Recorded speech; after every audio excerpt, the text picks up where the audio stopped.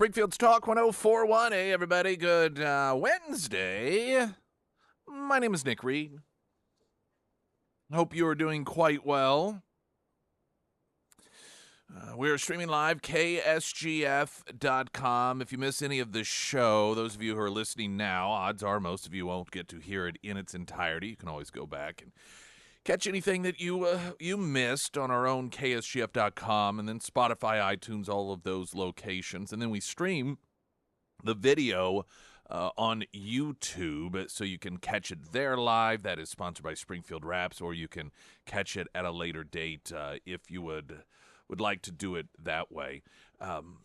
We got some Joe Biden audio. He was at an event which this was the Brookings Institute yesterday, and he did the old man started screaming for no reason thing that he does. So we still get glimpses of good old Joe every so often. We also continue to see a number of left-wing activists, Democrats, encouraging violence against people that they don't like. If we thought that this election was going to somehow cause the irrationally unhinged to suddenly become rational and hinged, as a society, greatly mistaken. You got in the Democrat Party, it's this stew, if you will, and you got those career politicians that run as Democrats, and maybe they're pro-abortion and against Second Amendment rights and believe businesses are evil, but they're not these outright kill our opposition, kill Trump, imprison Trump supporters. And after this election, they seemingly, through their open discussions on television, understand that that whole thing didn't work out so well for them. The lawfare, the Democrat activists on college campuses calling to finish what Hitler started, all of that stuff collectively, the American people are like, you know what? That sort of not just divisive, but horrifically dangerous divisiveness isn't what, as a country, we would like. And so they, again, openly talked about we need to step it back just a bit. But then you have the truly hysterical, paranoid delusion individuals fueled by hate within the Democrat Party who believe that they are just inherently on the side of good and that anyone with whom they disagree is on the side of bad, and they deserve to be imprisoned, they deserve to be shunned from society, they deserve to lose their jobs, they deserve to be shunned by their families, and in some instances they deserve to be just killed straight up, whether it's Trump or Ashley Babbitt in the U.S. Capitol, a Trump supporter, or the CEO of some company. And we know that, at least according to the initial reports, the individual that has been arrested for that killing wasn't just anti-insurance, but he was anti-capitalist, the standard Democrat activist, particularly that particular age, the Ocasio-Cortez wing of the Democrat Party. And increasingly, we see that there are, whether it's Joy Reid, Elizabeth Warren has joined in on this, the subtle language they're using that is encouraging this sort of behavior. We're already beginning to see, well, violence is, of course, an unacceptable way to deal with this, but, ... here are the reasons to remind you why this person was awful and really had it coming.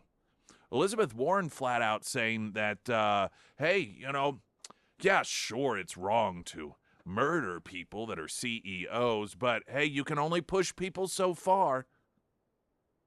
This is a sitting United States senator.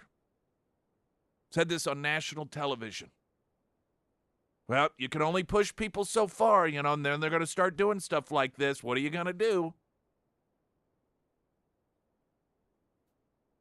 I believe that what we are going to continue to see with the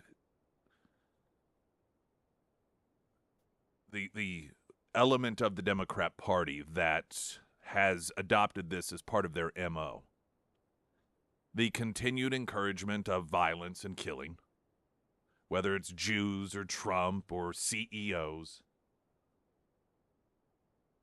But they're also going to utilize this, and Elizabeth Warren appears to be poised to perhaps lead this battle, to socialize medicine in this country.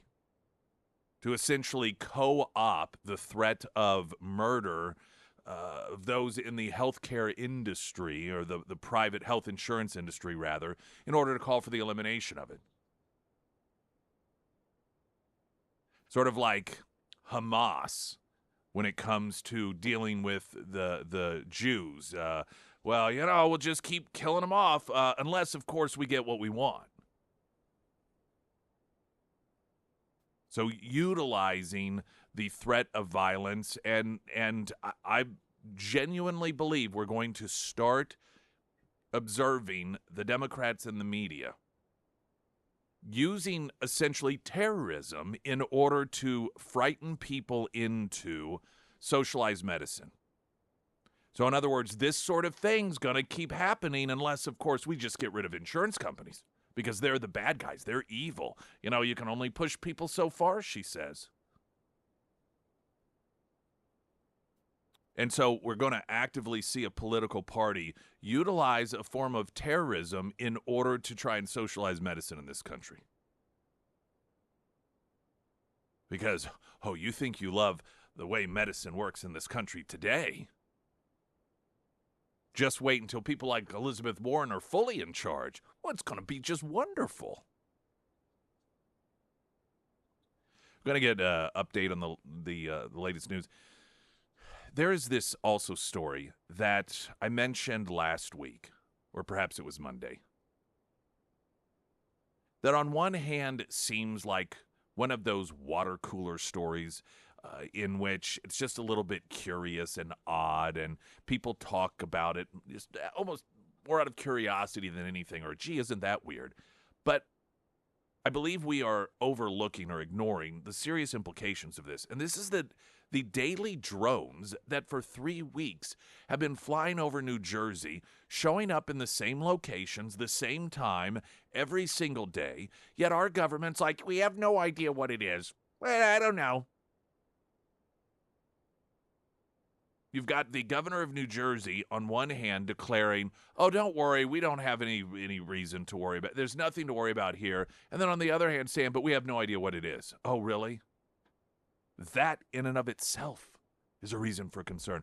I feel as if to some degree we are reliving on a somewhat larger and more drawn-out scale the Chinese spy balloon situation, where you have Americans that are observing these things in the sky, going, something isn't right here, filming it.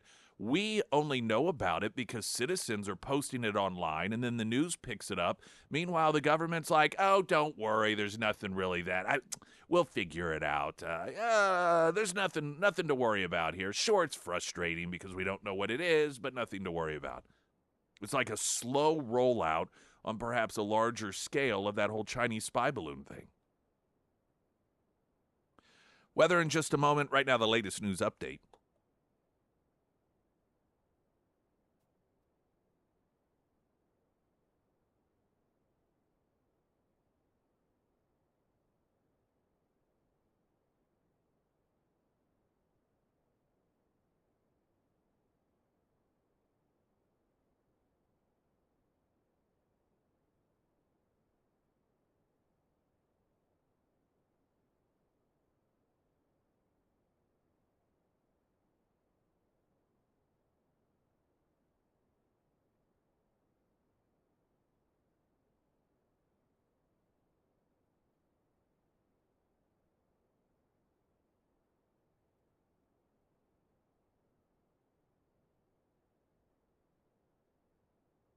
And the first alert forecast from Color 10 Fox 49 meteorologist Tom Schmidt, sponsored by St. Clair the Ozarks Home Improvements. Today it'll be sunny and breezy with a high near 38. As we move into night, it'll be mostly clear with a low around 24. For your Thursday, sunny with a high near 56. And on Friday, a 30% chance of showers in the afternoon hours, and then mostly cloudy with a high near 51.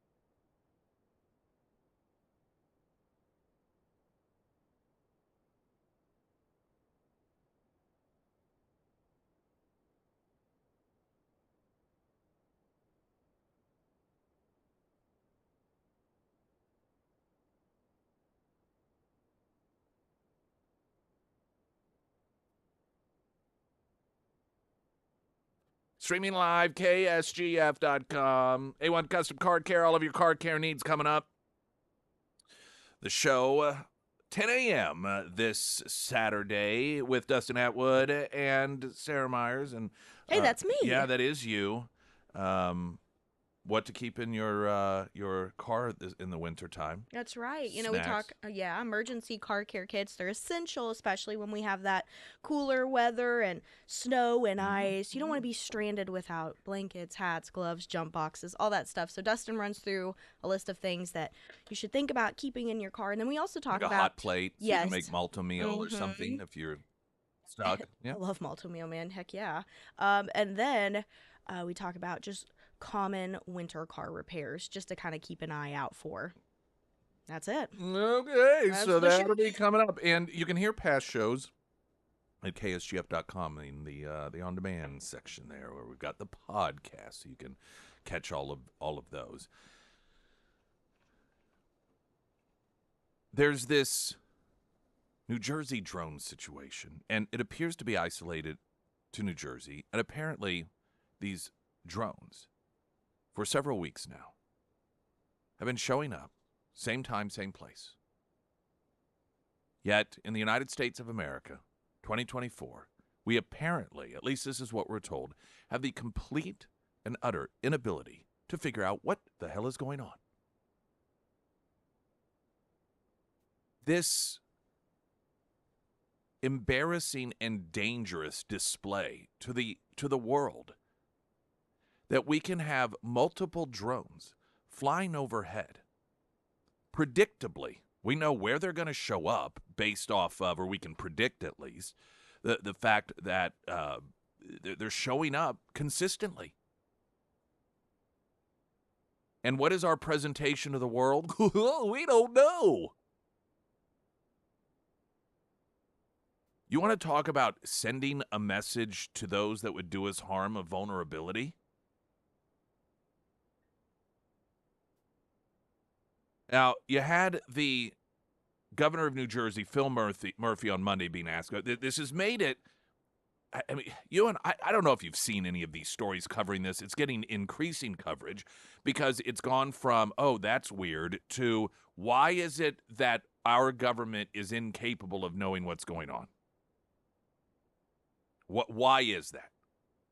Now, of course, some people say, oh, well, the government does know. This is something the government's doing. But that is, though you never know, being dismissed largely because it appears as if local jurisdictions really truly have no idea.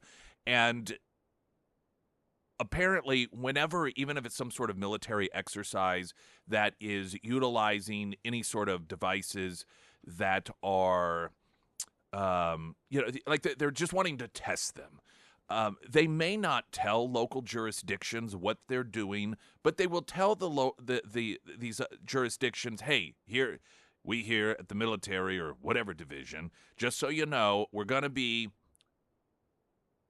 have some activity going on that you may get some phone calls about. That's all you need to know, but don't worry about it. So if you start getting phone calls of weird stuff, it's probably us. And if it isn't us, we'll make sure to let you know. None of that apparently is happening. And part of the reason that it is felt by many relatively safely that those sorts of communications are going on is because there's no sort of leaking. There's no one from the state of New Jersey or any of these local municipalities that are, leaking out saying, actually, we were told by the Department of Defense that there would be some sort of operation going on. There's no information at all. And given how people are in government, particularly when there's some sort of high-profile story like this, and with leaks, the fact that nothing is being leaked out suggests that if this is something that involves our own government, they are going about this in a manner that we're not accustomed to. You have, how's this for these people?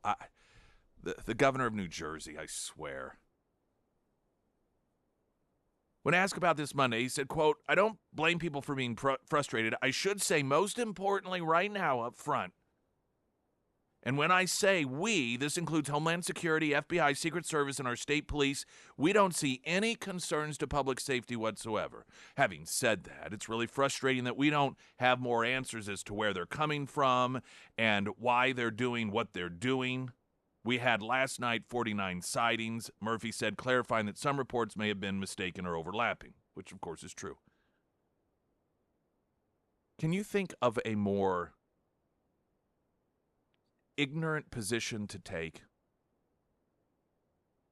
That because we have no idea, there are these unidentified objects, drones of some capacity, flying overhead, hovering overhead, consistently. One is near a military base. One is near a Trump golf course / residence. We're told by our government that they have no idea what it is. Apparently, 3 weeks of this occurring, lack the ability to figure it out, and we're told that that translates to we know that there's nothing to worry about. The fact that we, at least this is the story that's being told, have no ability to figure out who this is, where they're coming from, what they want, what they're doing, that by itself is reason to worry. Because what we're finding here are two problems. One, the drones themselves, potentially, but also the fact that the government is just putting out there, like, we're just a bunch of morons, we're an idiot, we have no idea. Yeah, fly drones over us. We have no idea. We have no way of figuring it out. Now, there are a number of different drone experts that say, there are ways. I mean, these things put out frequencies. You can jam the frequencies. You can bring them down. Right now, what you have is a New Jersey state senator calling for a limited state of emergency as the mystery surrounding the large drones flying over the Garden State continues to deepen. Quote, the state of New Jersey should issue a limited state of emergency banning all drones until the public receives an explanation regarding these multiple sightings. Now, this, of course, is the typical approach of the boneheaded government elite, generally the left. And that is, whenever people are doing something nefarious and perhaps illegal, let's tell all the law-abiding citizens that they need to cease any sort of activity that they may be participating in. Now, this is my approach on it. You know what I would do? I would tell every stinking person who has a drone with a camera on it, get them up there when these other drones are up there and see what we can find out. Because apparently the government is incapable of it. At least that's the story they're telling us. I'd have this is where I would activate the citizens. If anything, to see what these other drones do.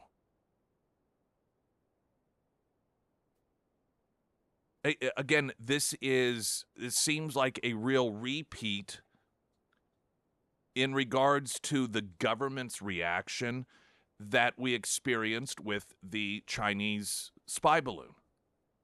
Government, we don't know. The only reason Americans even know that there's anything going on is because other Americans were filming it as it's going and saying something's weird here. This isn't right. We don't know what's going on. Then the government playing dumb.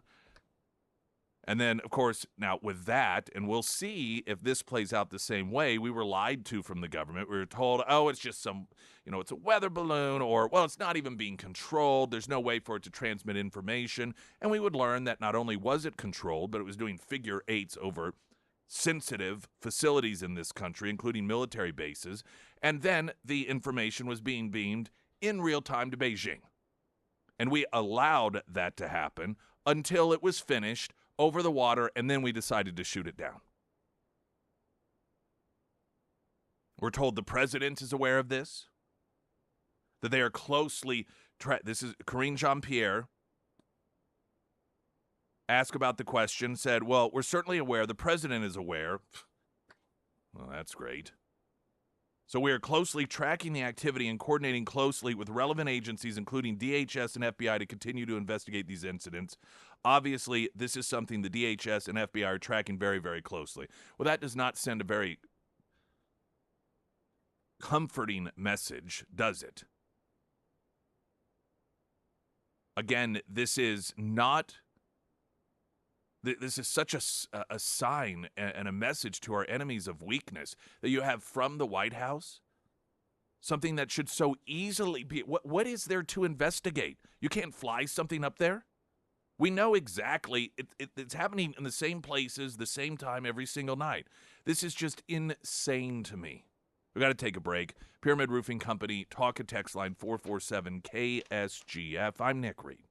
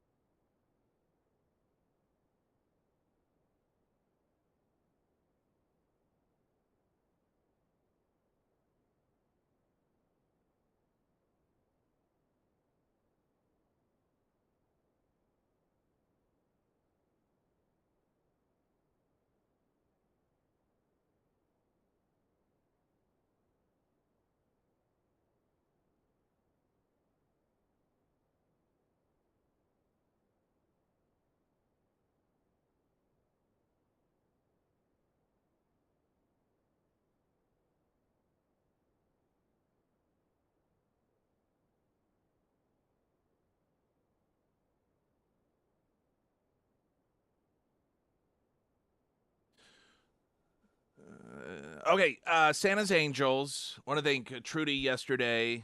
KVC coming in, talking to us about the importance of Santa's Angels. That was in the 8 o'clock hour. If you did not get a chance to hear that, I would encourage you to listen to it if you have not yet felt compelled to help us this year. Perhaps you haven't in the past as well.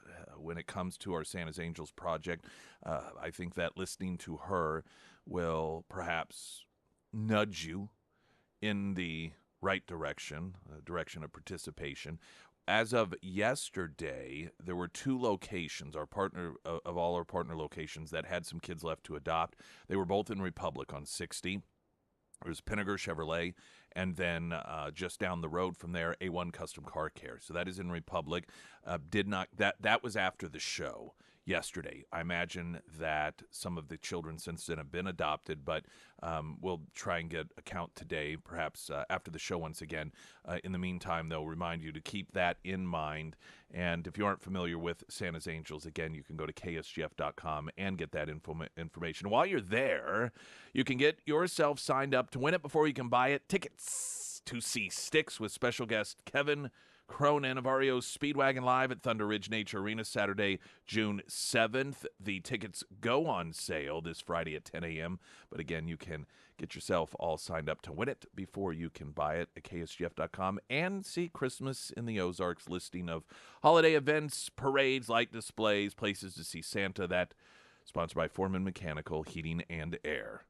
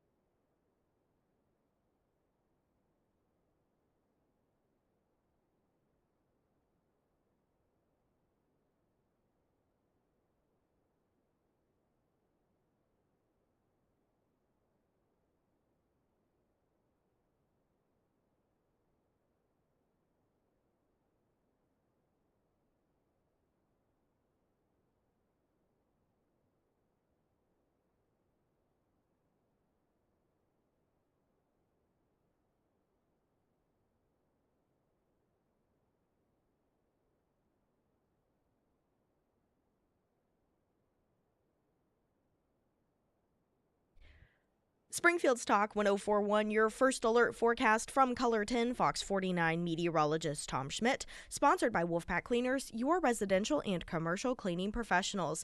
Today it'll be sunny and breezy with a high near 38. Tonight mostly clear with a low around 24. For your Thursday, sunny skies with a high near 56. And on Friday we'll see a 30% chance of showers in the afternoon, and then mostly cloudy with a high near 51. Regarding the increased apparent confusion and inability by our government, at least this is what they claim, from every division, every department, Homeland Security, according to the governor of New Jersey, Secret Service, Homeland Security, FBI, CIA, they all say, oh, don't worry, there's nothing to worry about, but we have no idea what these drones are. These are drones that are, for several weeks now, have been showing up, same place, same time, flying over New Jersey, and apparently they're quite large. Someone had texted in asking if we'd talk to Congressman Burleson about this. We have not yet. We'll have him on Monday and ask him about it. Of course, he has been on the committee that deals with we don't call them UFOs anymore. What do they call it? Or UAP? What's that? So, unidentified aerial something or others. Yeah. Why do they have to change it? What do they got to change it for? I guess a UFO suggests aliens, whereas this new just perhaps doesn't carry with it the stereotype of little green men. Yeah, so they're UAPs now, and we will ask him about that, get his thoughts on it. To me, just as confounding is the response of our government as the drones themselves. Another asking if the federal government is tracking these drones closely, which is what Karine Jean-Pierre said. The President of the United States is in the loop on this. Why don't they know exactly where they come from, exactly where they land, and investigate that area? Well, this is a very good question. The line that we are getting about the drones over New Jersey is much like the line we've gotten about UFOs. Officially, the government line was that they didn't know what they were either. The problem with that, and I think the reason that people won't buy that position from the government, is because it isn't what a situation in which, oh, here is grainy footage from some airline pilot out over the ocean or wherever, and here's some device that we can't really identify that zigzags around and then goes away. These are, we know exactly where they're showing up all the time, and it's just, this sounds, I don't know, stupid. Fly a helicopter up there. Do we not have an air? Do we not have the ability? Shoot one down. Shoot one down. If we really wanted to know that badly, shoot it down. And then take a look at it. Now, here, of course, opens up another question. Well, why don't we do that?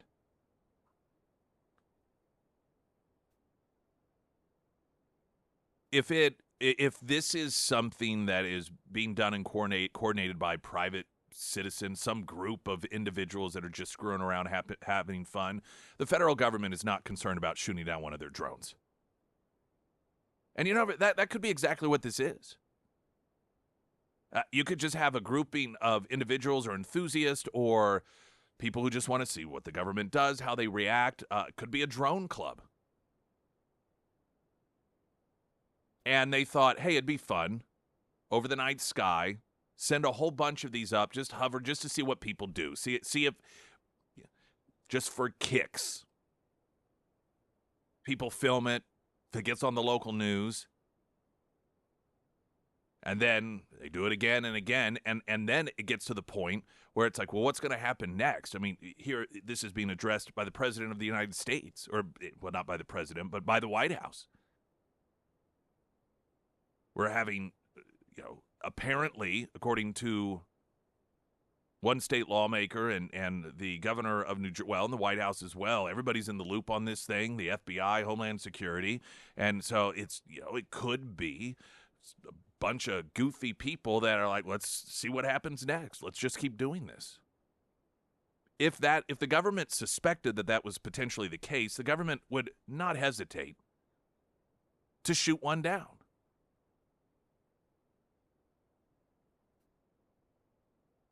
What are the other possibilities? Well, the other possibilities is that it's China or some other foreign country that wants to do us damage, that is doing it to see what our reaction is, doing it to see what our capabilities are to react, doing it just to try and portray the United States as vulnerable, which, whether they intend to or not, our government is stepping right up to that job. I mean, to be out there and to broadcast, yeah, we have no idea. We're really trying to figure it out. We just can't figure it out. Can we look like a bigger government filled with a bunch of morons than to stand up in front of cameras and tell the world that we are incapable of figuring out what this is? Now, if we have concerns or knowledge that it is China or Russia or, whomever, Al-Qaeda, the Taliban, Lord knows, these could be drones that we left behind in Afghanistan. Why New Jersey? But if our government does have concerns that, and you could say, well, especially the approach of this administration, well, we don't want to escalate things. If we shoot down a drone and it belongs to China, they may get upset. They may get mad. This is the way that we operate under this current administration. It's always in fear. We don't want to make the bad guys mad. So that could be a reason.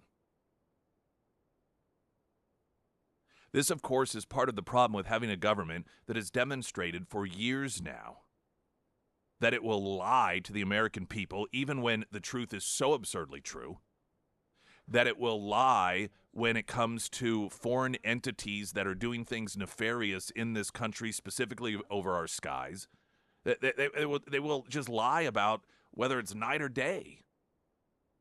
That, combined with the either total and complete incompetence or, once again, willingness to lie, it leaves the American people just trying to figure out what the heck's going on. Frankly, at this point, other than it's New Jersey, I can't help but believe if this were Missouri, if this were the Ozarks, this were Texas, one of these things would have been shot down by now by some citizen. Apparently one crashed a couple days ago, and the New Jersey State Police went on a search for it. Couldn't find anything. So if that is the case, and that suggests, well, I suppose, depending on where it fell, if it was near a body of water, it's not... It looks like the photo that this reporter posted, it almost looks like it's in a mountainous area, tons of trees, so that could be why they couldn't find it. Yeah, or they did. Yeah. And... you've got the feds. Just who knows? Again, this is what we're dealing with a government that's so brazenly dishonest and has demonstrated they're so willing to lie to us about anything and everything under the sun. It crashed just several miles from the Trump Bedminster golf course. Interesting. This state lawmaker in New Jersey that is saying, well, we should... Like, what the hell is well, now we need to have a state of emergency telling everyone not to fly drones. Okay. I mean, what? Just play that one through. What is the point in that? Well, because it'll help us figure it out. How's that going to help you figure it out? One of two things is going to happen. Either whomever is responsible for all of these drones is going to continue to do it, and then we're exactly where we are now, or they're not, and that doesn't tell us anything. I mean, the stupidity of some of these elected officials. The answer is tell everybody who owns a drone, get them up there. See what you can figure out, because we apparently can't do it. It doesn't mean that necessarily it will provide whatever the answers are, but at some point, it's like the American people... It's got to take this into our own hands. I'm telling you, there are some states in this country, and I think certain parts of Missouri, where these would have been shot, or at least one would have been shot down by now. Marshall and Fairgrove, hold on a quick sec. We'll get to you. Going to get a traffic update. I'm Nick Reed.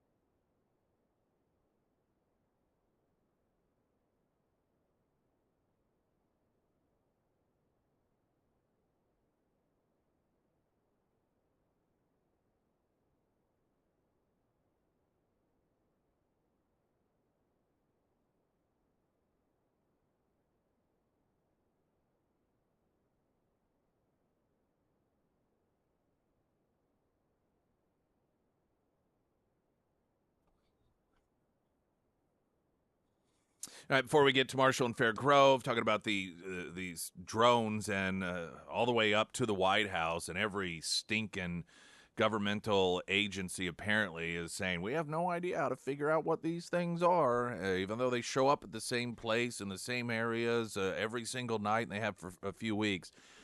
Some of your messages, the IDF, Israeli Defense Forces, would have had this figured out in a matter of minutes. The government officials that we have here in the U.S. are just horrible. Hopefully it will get better after January 20th. It is funny that this is going on at the same time. Biden tried to make it sound like he somehow was in some way the architect of the fall of the Syrian dictator, but we can't figure out drones flying over New Jersey. Yeah. They could easily scramble a jet from there. There are two military bases there: Fort Dix, McGuire Air Force Base. Another saying, being that it's near Trump's golf course, do you think it's foreign assassins surveilling for when he returns to the area? There's dozens of these things, and okay, so. You think, well, there's dozens of them, though. Well, maybe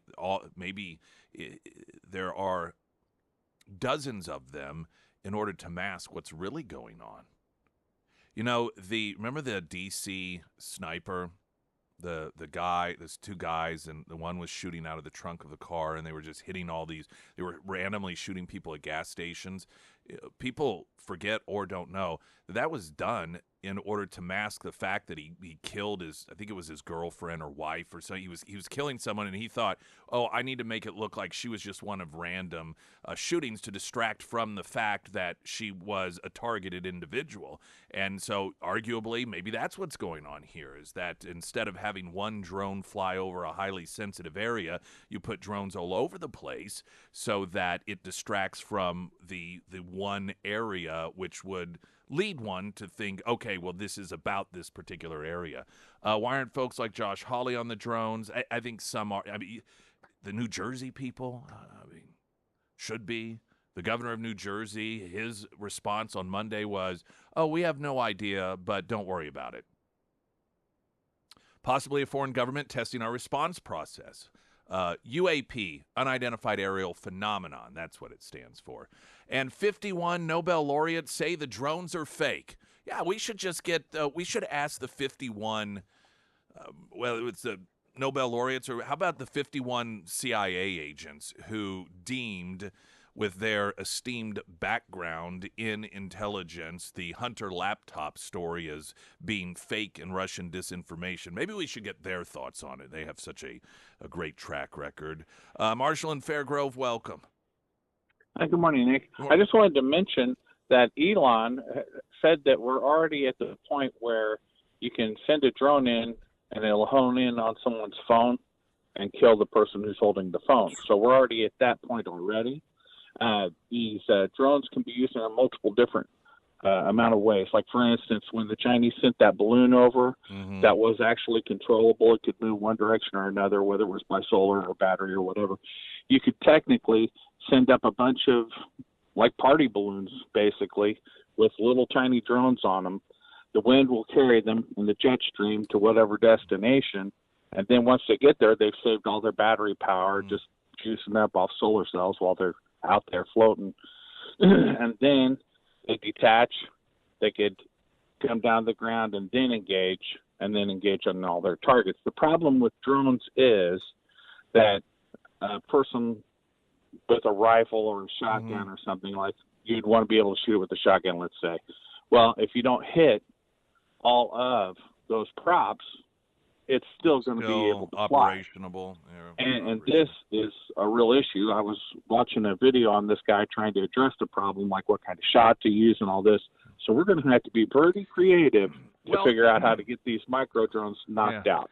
But that's what I wanted to put out there. Yeah, no, and by the way, what is going on in your town of Fairgrove? We're going to talk about that later. It's another police gone, and there's the sheriff are not. I mean, first the word to the news leader is inquiring about what's going on there. Oh, we have nothing to do with it. And then, well, yeah, we do. So we're going to talk about that later. But good Lord, Fairgrove.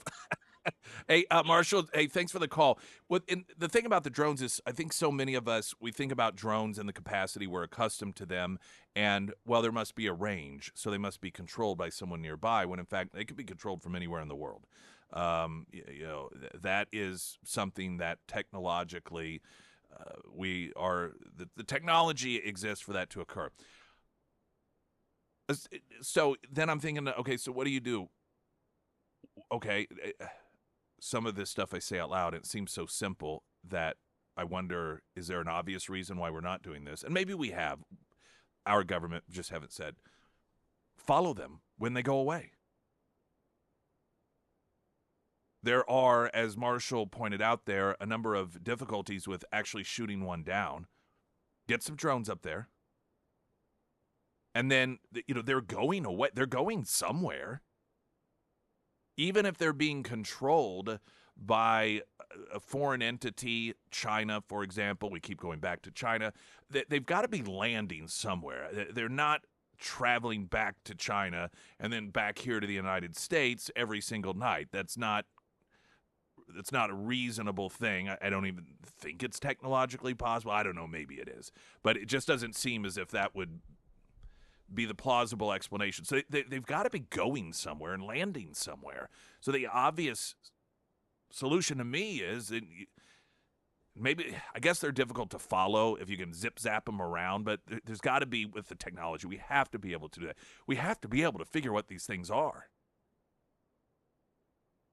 And just as, if not potentially more disturbing again to me than what these things are, is the fact that we have a government all the way up to the White House, and including these agencies that are supposed to be responsible for protecting the homeland, are all just befuddled.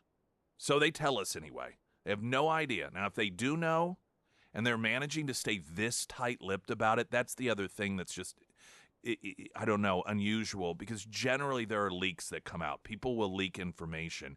And if there is some knowledge that one division of our government has, and you have no one out there, not even necessarily saying what that knowledge is, but saying, well, all right, our sources are saying that they have an idea and so forth. Now, the one that came down a couple miles, you said, from the Trump's facility, that you think, perhaps somebody did shoot it down, and that they're, trying to maybe even Trump's people. Right, because it was just several miles from his property, so maybe one of it. Well, that would be pretty consistent with the fact that even before Trump's president, he's acting in a more effective way than the current president is. Yeah. So that would not be a surprise to me. Yeah. Springfield's Talk 1041, I'm Nick Reed.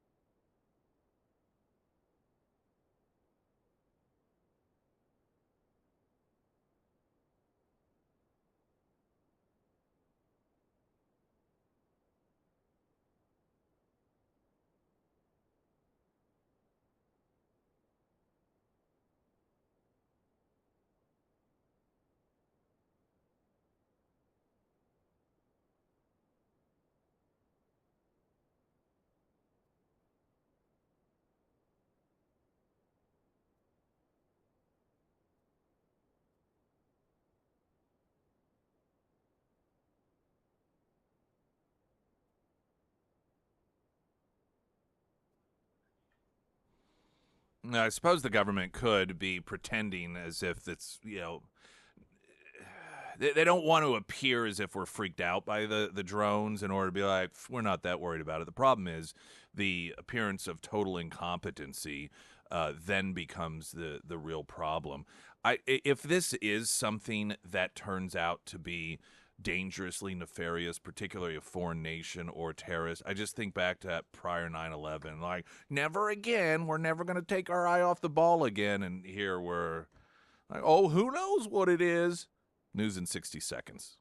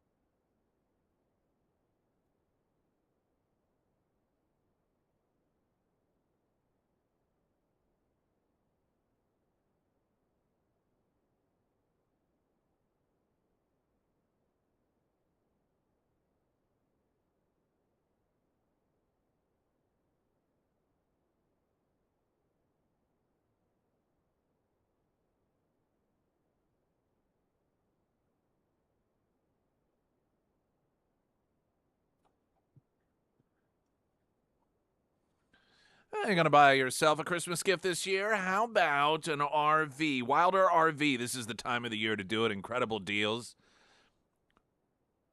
Maybe you're a first-timer. That is the place to go. They don't hard sell you. You can go to wilderrv.com, see what options they have. Monthly payments for a full family RV as low as an overnight stay in a hotel. It is more affordable than you may think. And if you're like me, you don't like to not know things, so you try to learn things, and you can be taken advantage of oftentimes. One of the reasons people from all over the country go to Wilder RV is they don't mess around. The prices that you see online, that's the prices you get. They don't get you there, and then, well, there's a delivery fee, and there's a this fee and that fee, and, well, we can't really help it. These are just fees we have to add on. You don't get that sort of thing. And if you have never even stepped foot in an RV, these are the people that you want to meet with, to talk with. And if you are an experienced RVer, same thing. Clinton, Missouri, just over an hour north of Springfield, all of your RV needs. And again, December, end of year deals. WilderRV.com, KSGF.com, Nick's endorsements. I was thinking about, I can't believe the whole last hour, but a ton of text messages coming in about the expressed inability by our government to figure out what these drones are flying over New Jersey. We were talking about and you might be bringing up this point, so sorry if I'm jumping the gun. No. But we were talking about just different ways to track it and follow it, and, there has to be some way to do something. Why can't we use something like radar? Yeah, I mean, and I suppose that, well, I guess they could fly below radar. There may be ways. I guess that a lot of I just always try to think of the devil's advocate. Well, here's why you can, here's why you can't. The point is, there's got to be something. Yeah. There has to be something, whatever it is. The position that the New Jersey governor has taken, and seemingly on behalf of Homeland Security and these other departments, on Monday, is that we have no idea what it is, but you don't have to worry about it. That is as stupid as you wake up in the middle of the night and you hear someone rustling around downstairs, but you think, well, I don't have any idea what it is. I know it's not somebody that's usually down there, but there's nothing to worry about. You can't know that. And, yeah, maybe it isn't something to worry about.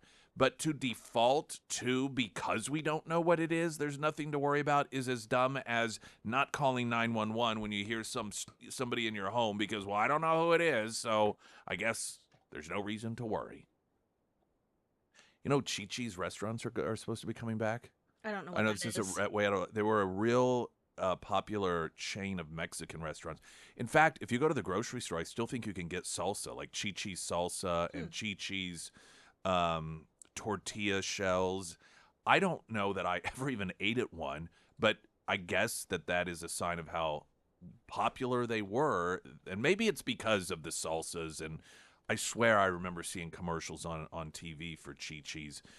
There was an article about it, and it noted that an archive of trying to predict where these are going to be, and they listed all the states that they were in the past. According to an archived list, Missouri wasn't on it. But I heard last year there were a couple of articles that we were supposed to get a Mr. Gotti's back, but I haven't heard anything about that since. That used to be over there off campus, MSU. But I like Mr. Did you ever go to Mr. Gotti's? Mm-mm. It may have been gone before you were I don't know what old that is. enough to. It's a pizza place, yeah. It's a pizza place, and it was geared towards families, and if I remember right, there was just sort of a small little arcade component to it. If I could bring back one, it'd still be Showbiz. I don't know what that is either. Showbiz Pizza was just where a kid can be a kid was the slogan. I think that was Showbiz's. Is that somebody else's slogan, where a kid can be a kid? Is that Toys R Us? I don't even now in my mind it belongs to someone else. But Showbiz Pizza, oh yeah, it was like Chuck E. Cheese. But I thought it was better because that's the one that I was familiar with as a kid and had a birthday party there once, went to other birthday party there, and they eventually went away. But That's Chuck E. Cheese. It where was, a kid can be a kid. Oh, okay. Well, Showbiz. I wonder if they had a slogan. I don't know. Anyway, we're not going to talk about that for an hour. Here's a story that just highlights the absurdity of our culture, government, and this transgenderism stuff. So 2 bills have been pre-filed before the 2025 legislative session that seek to put restrictions on how Missourians can change their gender marker on their state-issued ID. From 2016 until this August, transgender Missourians could change their gender designation on their license with a form and a physical signature. The Missouri Department of Revenue pulled the form after a couple of lawmakers complained. Currently, the department's policy is to require proof of gender transition surgery or a court order to allow transgender people to have their gender identity represented on their IDs. Now, let me tell you why this is absurd. Aside from the whole idea that you can just magically, because you wish it, change the truth of who you are. The point of an ID is what? It is to ID you. And in an effort to do that, there are put on the IDs factually provable characteristics about the individual, including a picture. I mean, you got what I don't have my ID on me. Is like eye colors on there? Is height? I think height and weight is on there, right? These are things that are done so that when you show the government, which, by the way, I'm all for just eliminating, like, once upon a time in this country, you didn't have to have some form of identification in order to travel around the country in a motorized vehicle. But, this is where we are today, and we have been for a very long time now. So I just want it to be known that I'm opposed to the idea that we have to carry a form of government proof of who we are anyway, so that at any given moment government can demand to see our papers. That's just me, the extremist. But that aside, I can recognize what the point of an ID is. And that is to be able to identify someone.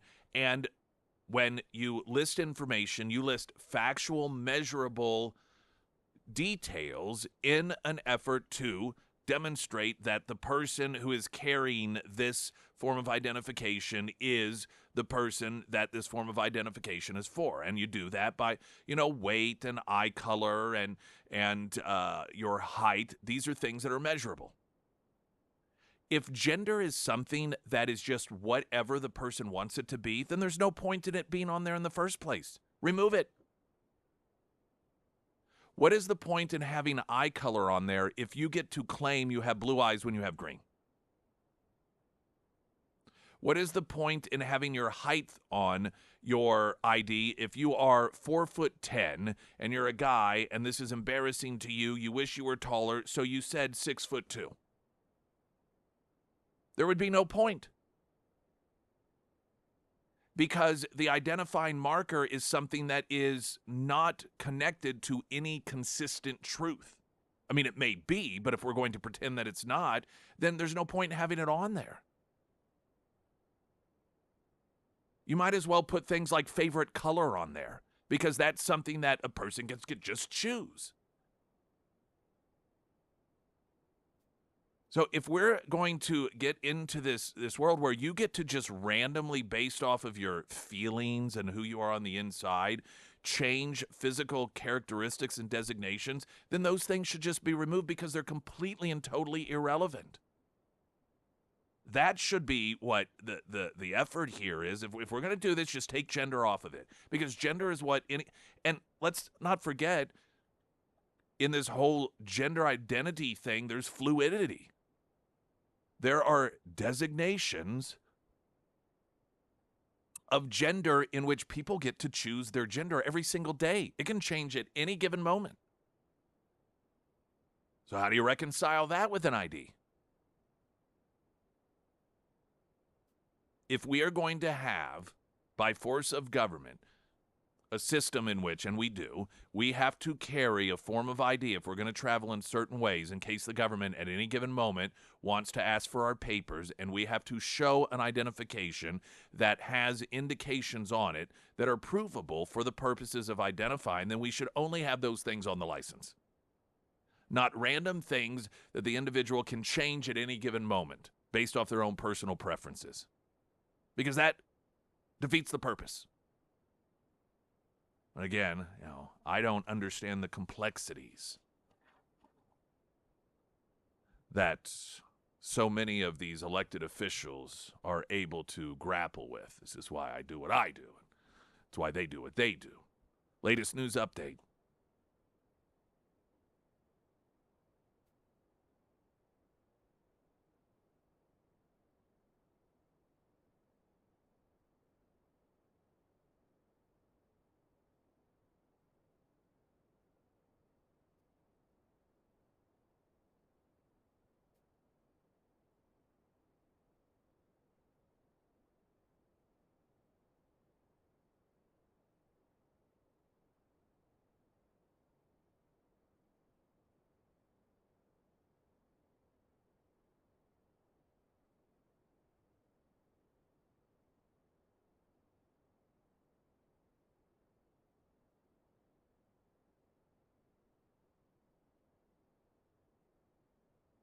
And the first alert forecast from Color 10 Fox 49 meteorologist Tom Schmidt, sponsored by Wolfpack Cleaners, your residential and commercial cleaning professionals.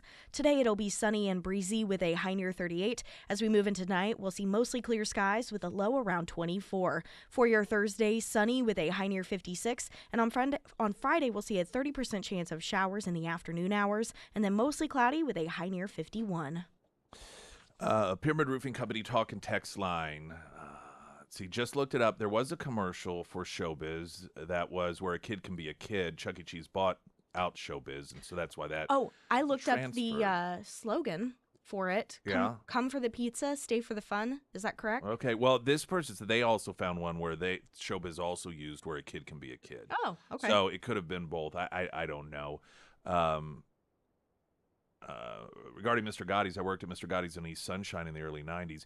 See, I don't remember that one. I remember the one that was off campus. And I remember going to it when I was in high school and I was in Model UN, when they tried to indoctrinate us. And so they shipped us in a bus to MSU. It was SMS at the time in order to, be essentially as effective as the actual UN, where you just sit around and come up with these fanciful ideas and platforms and resolutions people vote on and come up with, unicorns and skittle clouds and all of these wonderful ideas and vote on them. And then look at us, look what we did.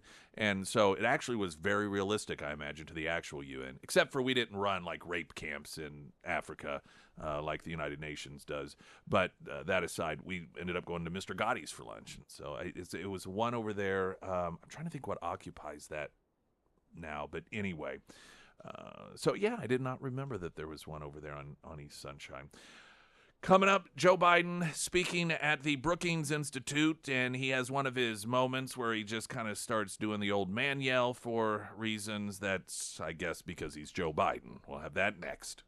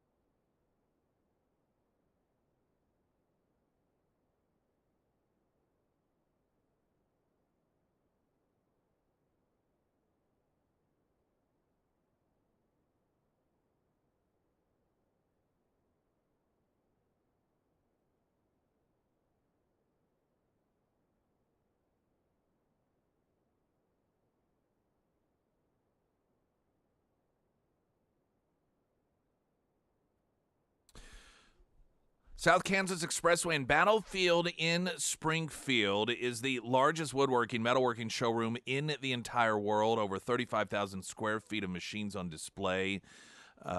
You've got 30 or 600 machines on display. This is open to the public. It's one of those landmarks in Springfield, Grizzly Industrial, that so many people don't realize it's open to the public just because of the massive size of it. They think this is for corporations, this is for businesses, this is stuff that ships out all over the world.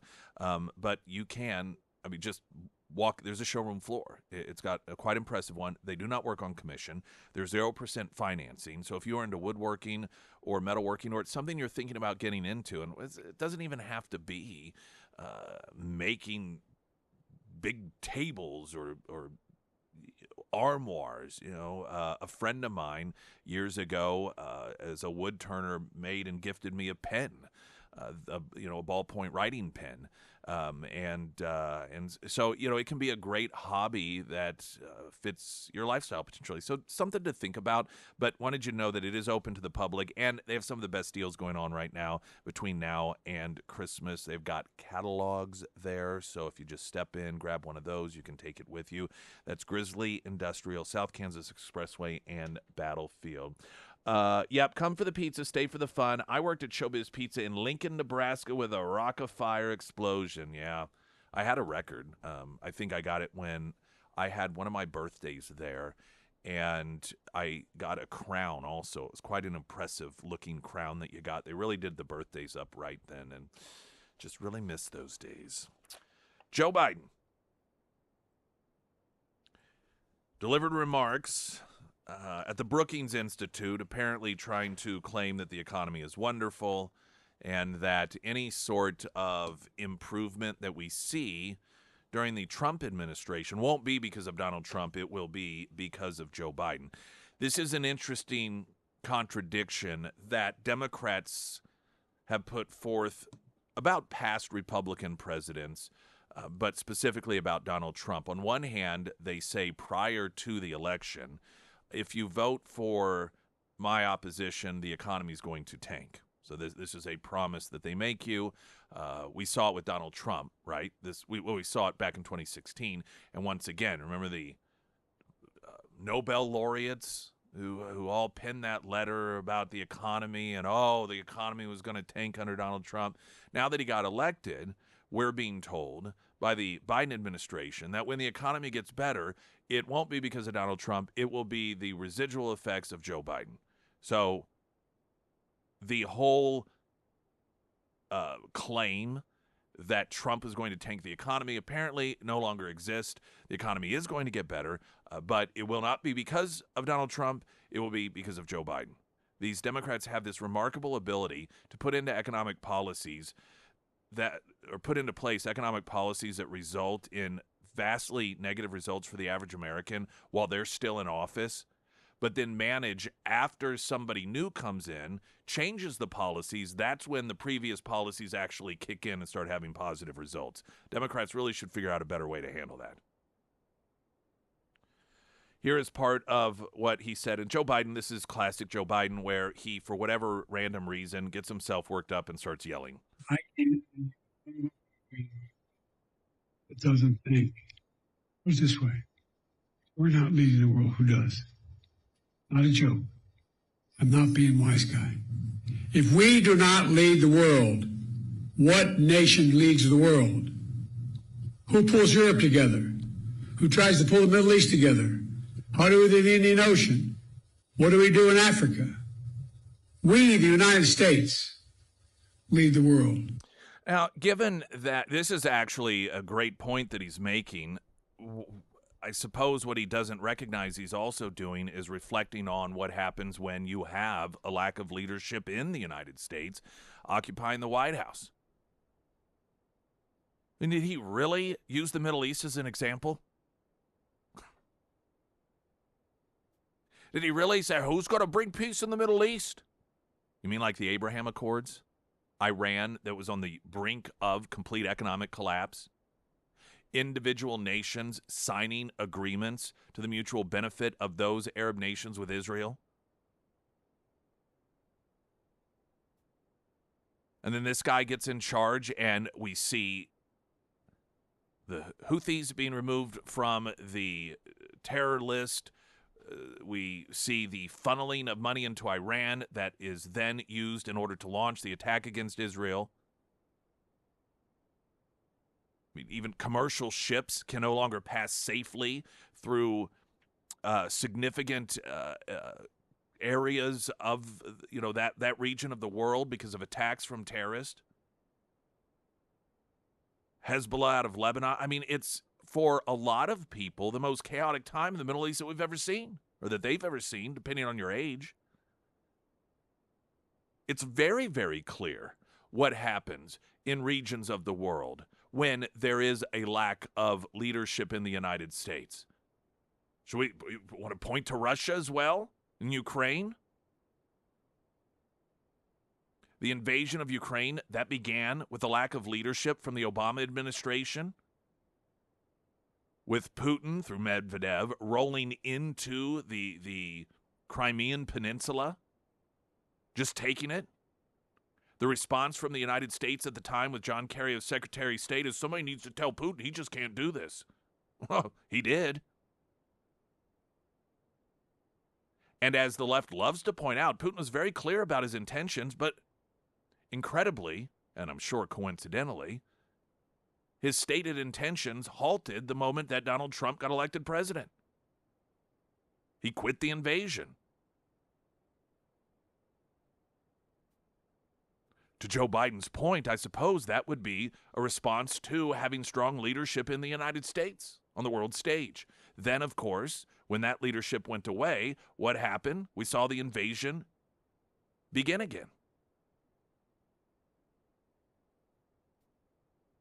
We could talk about China and Taiwan. We could talk about North Korea. If it weren't so tragically sad with the devastating implications that we are watching roll out in front of us, Joe Biden's comments standing there before the Brookings Institute, utilizing his administration somehow as a reflection of what strong leadership is and warning against lack of leadership from the United States on a world stage, it would be hilarious. I mean, the lack of self-awareness. Springfield's Talk 1041. I'm Nick Reed. Oh, yeah.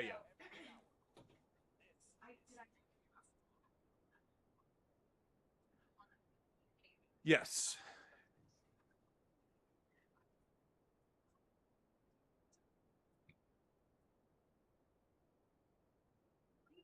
Mm-hmm.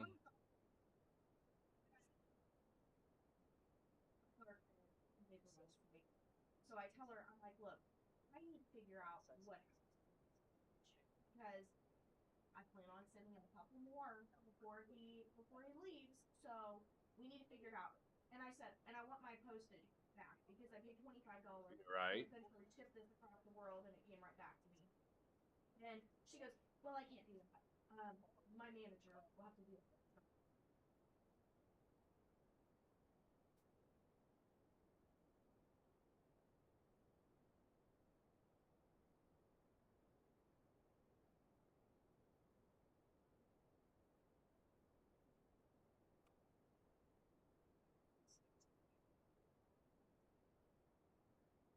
KSGF.com. Get yourself registered before you can buy tickets to see Styx, special guest Kevin Cornyn, REO Speedwagon live. Thunder Ridge Nature Arena, Saturday, June 7th. Those tickets go on sale 10 a.m. But again, you can register to win them before you can buy them. Speaking of buying, in the Springfield market, you can now get Bradford Light from Kansas Territory Brewing Company. That is brought to you by the Show Me Beverage folks. No bull, just beer.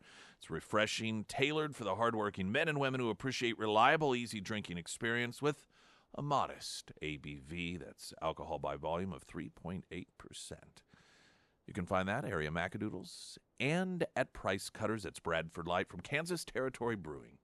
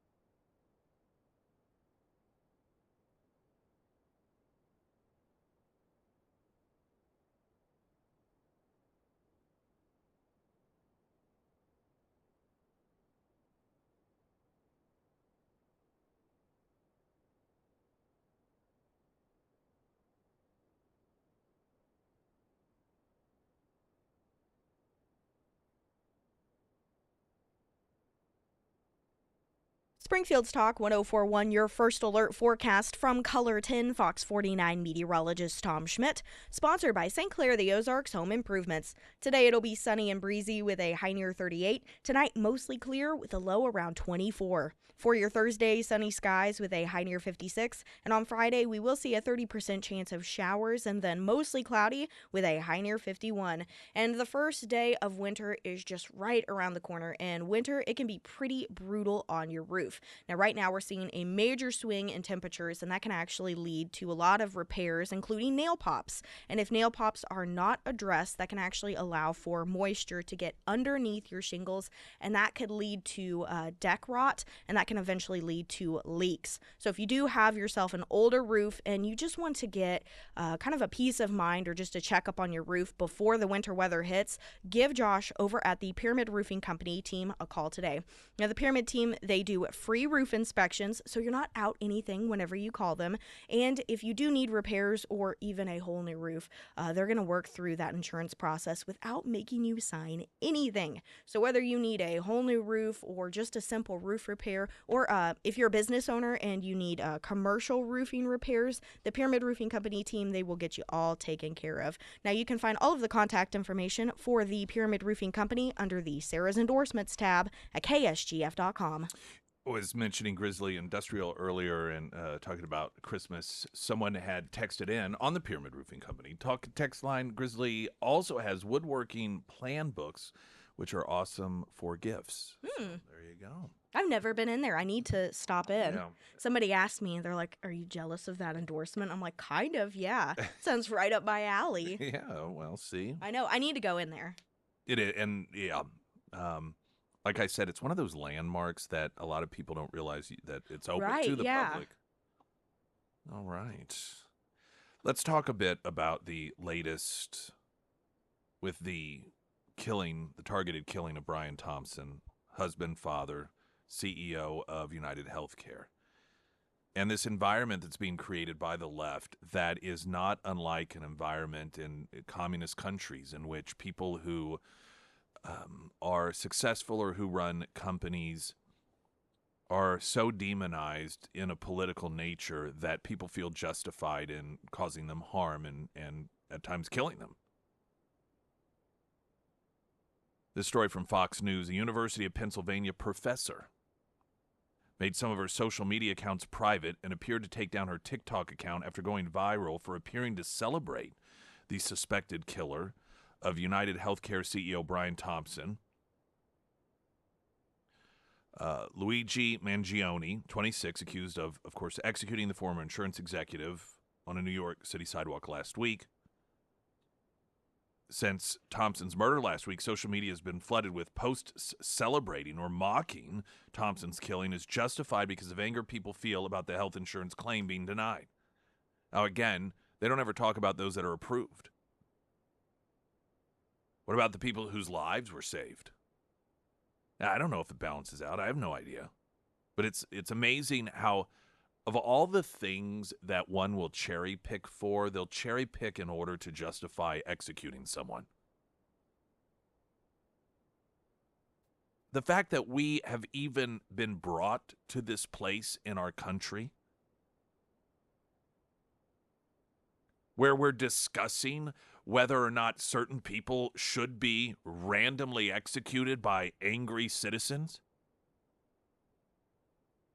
Isn't it funny that all of these acts of violence that they are committed by and perpetrated and celebrated by the left, yet we're still told that the most dangerous people in our country are Trump supporters?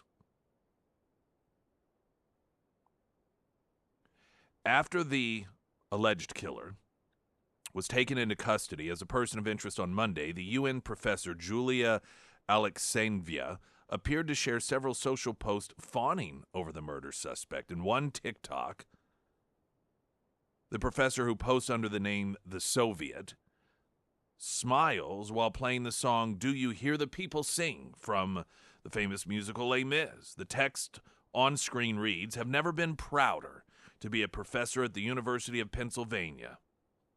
This, of course, where he attended school. Alexyenvia is an assistant professor of English and cinema and media studies at the university and identifies herself as a socialist and ardent anti-fascist, which, of course, they are essentially one and the same. It's just a difference in management, how you manage the people. But the philosophy is the same, and that is that there are a few people in charge. They decide what rights they are going to acknowledge of yours, which ones they're going to violate, and they get all the money. Is it any wonder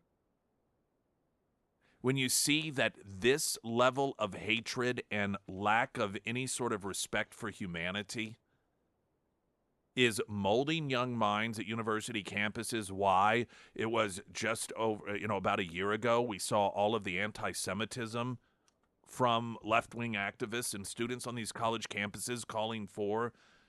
And by the way, the reasons that the left calls for Jews to be eliminated are the same reasons that this nut job and many left-wingers are justifying the death of the CEO of the insurance company. So they had it coming.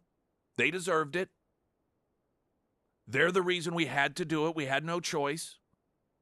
It's because of the atrocities that they have committed, the atrocities that he has committed, the atrocity that the Jews have committed that force us to do this. It's just a form of self-defense. This isn't about a CEO. This isn't about corporate greed, and we're going to get to that, how the Democrats are now trying to couch this in order to piggyback off this violence for their own political agendas. Elizabeth Warren did it. It was done from the White House yesterday. But this isn't about health insurance. This isn't about corporate greed. This isn't about Jews. This is about formulating an ideology and a culture of people who believe that anyone with whom they disagree is evil and deserves to be punished up to and including death. This is how they react.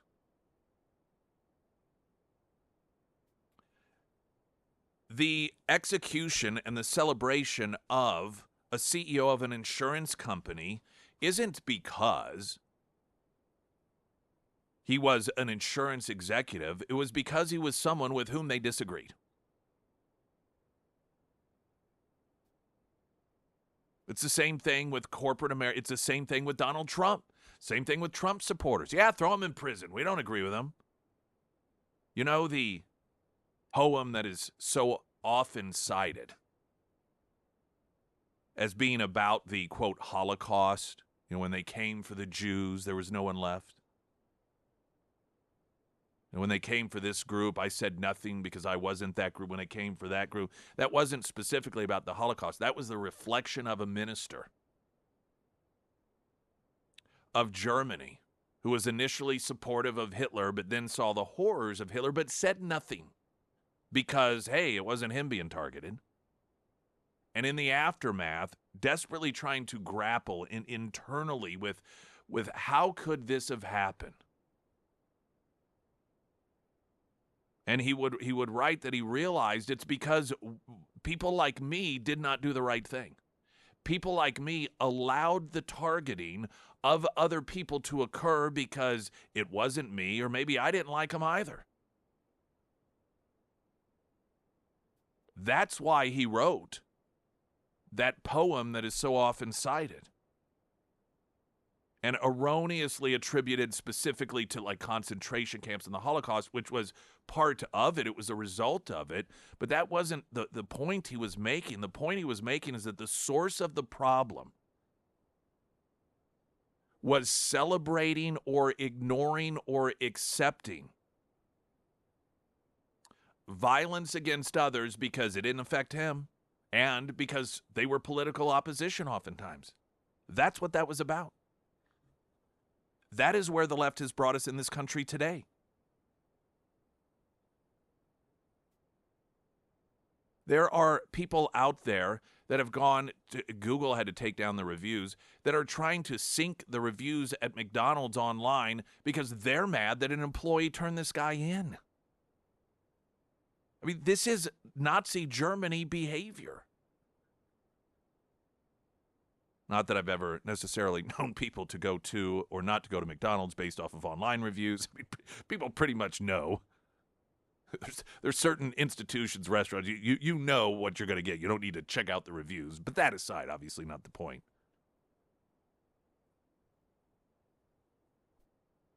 You know, they create hatred for people. They create, when it comes to DEI and CRT, hatred between the races, which is part of the spillover into the anti-Semitism, where you had that anti-Semitism last year with the left-wing activists on the campuses raise its ugly head because it was all privilege versus victim based off of visuals, skin color, as they were perceived by those who were filled with the hate, calling to finish what Hitler started. The envy that gets created, the hatred that gets created. Donald Trump is awful. He's a dictator until one or two people try to take him out. Trump supporters are insurrectionists. They're awful, even if they just wandered into the Capitol, to the point that so many Americans say, well, I'm not a Republican. I'm not a Trump supporter. What do I care? Throw him in jail. Get people so filled with hate against corporate America and CEOs and insurance companies that when that a father, an American citizen, a father, a husband gets gunned down in the street because of his job, it gets celebrated because, yeah, I don't like insurance either. That is the position of evil that humanity has been warned against. And a lot of humans, particularly those in Germany, after World War II, did some self-reflection and spelled out, this is what allowed it to happen. To the point that when they came for me, there was no one left. No one to defend me. No one to speak up, because I didn't speak up when others who were my political enemies were being attacked, were being killed, were being imprisoned. And so by the time they came for me, there was no one to come and defend me. This is where the left has brought us in this country. To where we're actually having a debate. I mean, some of these networks, CNN, MSNBC, they're having people on justifying this. It's the party of love and unity, by the way, if you're unfamiliar with the slogans of the last campaign. Springfield's Talk 1041. Elizabeth Warren in the White House getting in on it as well. That next. I'm Nick Reed.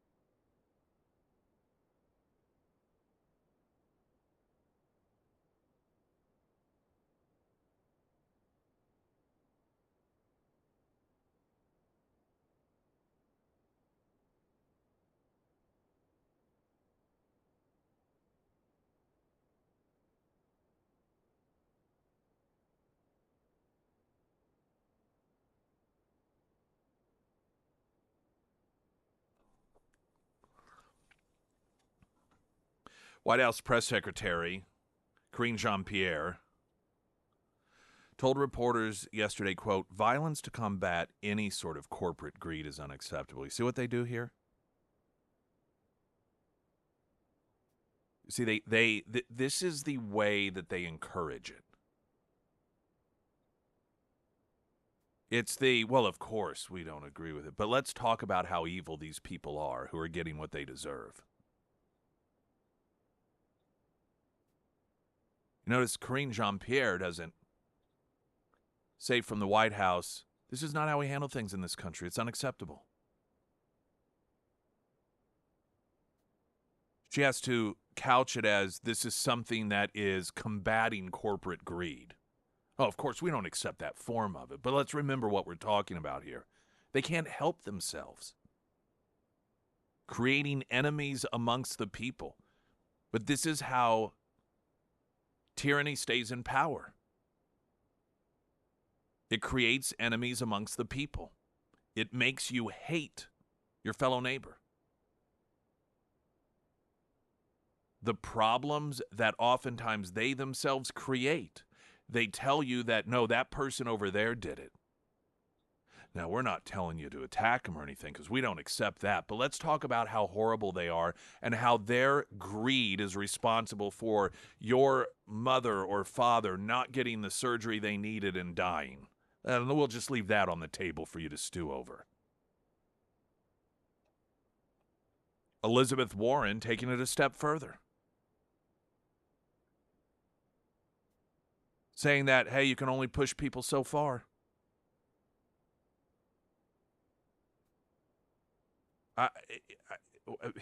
Why not just hand out the guns and the addresses of these people that you don't like, Elizabeth Warren? And of course, it's always preceded with, now, of course, I'm not saying violence is the way. I'm not saying executing these CEOs or Donald Trump or his supporters. I'm not saying that that's right, but hey, you can only push people so far. When you say you can only push people so far, that is saying that when you push people so far that they can't help it. This absolves people of political assassinations, of corporate assassinations, of taking out people they don't like because, hey, they can't help. You can only push people so far. They're going to break. They can't help it. This is a woman, incidentally, who was instrumental in helping put Obamacare in place. If somebody were to carry out this same act against Elizabeth Warren, would these same positions be worthy? If somebody was extremely unhappy with the extended wait time in an emergency room because of Obamacare, or the rural hospitals shutting down because of Obamacare, or because of the massive spike in premiums because of Obamacare, or losing their doctor or their insurance because of Obamacare, and somebody decided they got pushed too far, and so they did to Elizabeth Warren what people are celebrating was done to this insurance CEO, would that be acceptable? Hey, I mean, we don't condone killing people who helped put Obamacare in place, leading to so many disasters within our country in terms of medicine today. We don't condone that. Obviously, that's not something we support. But, hey, you can only push people so far. Would that be acceptable? Because that's what they're presenting. What if somebody from the Native American community got, quote, pushed too far by her capitalizing off pretending she was Native American? This is a woman who entered a recipe she called powwow chow into a recipe book by Native Americans. If someone was, quote, pushed too far and decided to do something, would we say, hey, of course, we don't support it, but hey, you can only push people so far, in the words of Elizabeth Warren. What depraved, horrible, awful human beings these individuals are. Springfield's Talk 104.1, I'm Nick Reed.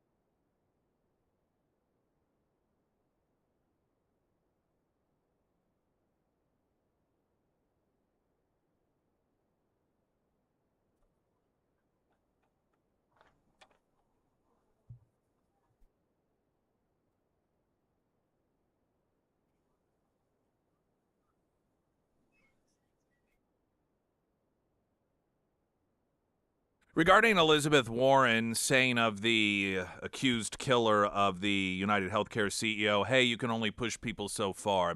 Great question coming in. Does that apply to the J6ers? Do they get to use that?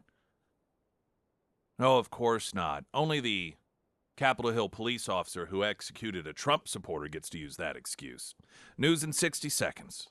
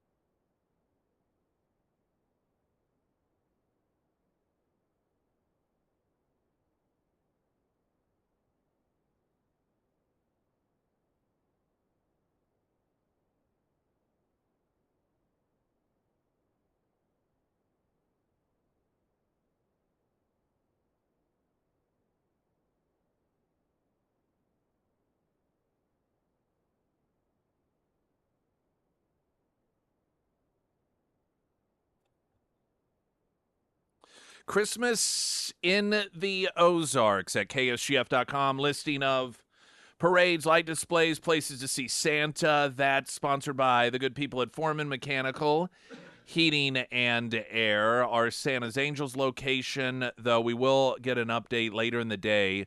As of yesterday morning, there were only 2 locations that still had unadopted kids, and both of those locations were Republic, the A1 Custom Car Care location in Republic, and then Pinnaker Chevrolet in Republic also, which they are first-time partners with us, so a huge thank you to them. And while you're over at KSGF.com, you can get registered to win before you can buy tickets to see Styx with special guest Kevin Cronin of REO Speedwagon live at the Thunder Ridge Nature Arena. That event is going to be coming up on June 7th. Tickets go on sale at 10 a.m., but again, you can register to win tickets for that at KSGF.com. I want to mention one other story quickly here, and this is on the tails of the increased acceptance of attacks on people that essentially the left disagrees with, and talking about Elizabeth Warren on MSNBC with Joy Reid saying, they always proceed it with, well, of course, we don't accept violence, but you can only push people so far. Karine Jean-Pierre from the White House yesterday saying, no, we don't condone violence against this corporate greed. They continue to fan the flames. And one of the text messages coming in saying they may not be encouraging violence, but they're certainly justifying it. They are encouraging it through justification. They word things in a way that they can deny that they're encouraging it. But in our environment, with people who believe them and who are on edge and feel anger and feel as if they are justified in trying to kill Trump or Trump supporters or CEOs of companies with corporate greed, there is an encouragement there by justifying it or portraying them as if they can't help it. It gives them permission to do it. This is what Elizabeth Warren, in saying that, hey, you can only push people so far, that is in the context of someone who just can't help it. You made them snap. You did that. Corporate greed did that. Insurance companies did that. Donald Trump did that. And it absolves them. It makes them feel as if, they don't have any choice in the matter. Nancy Mace, Republican South Carolina, attacked at the U.S. Capitol last night by an LGBTQ activist. The assault happened inside the Rayburn House office building on Capitol Hill around 6 p.m. According to the local Fox affiliate in D.C., officers from the House Division and agents with the Threat Assessment Section were able to swiftly locate the suspect, identified as James McIntyre, 33, of Illinois. Following an investigation, McIntyre was arrested and charged with assaulting a government official. She was injured, but it wasn't anything serious. And so, of course, now this individual will come nowhere close to being treated with the same level of harshness that some 78-year-old grandmother who was taking pictures in the Capitol after police opened the door and let her in on January 6th was. Somebody like that will go to jail or prison for years, while this individual may pay a fine, get some community service, because after all, he attacked one of the bad ones. And so that, by default, makes him righteous and justified. And he probably couldn't help it because, again, in the words of Elizabeth Warren, you can only push people so far. Latest news update.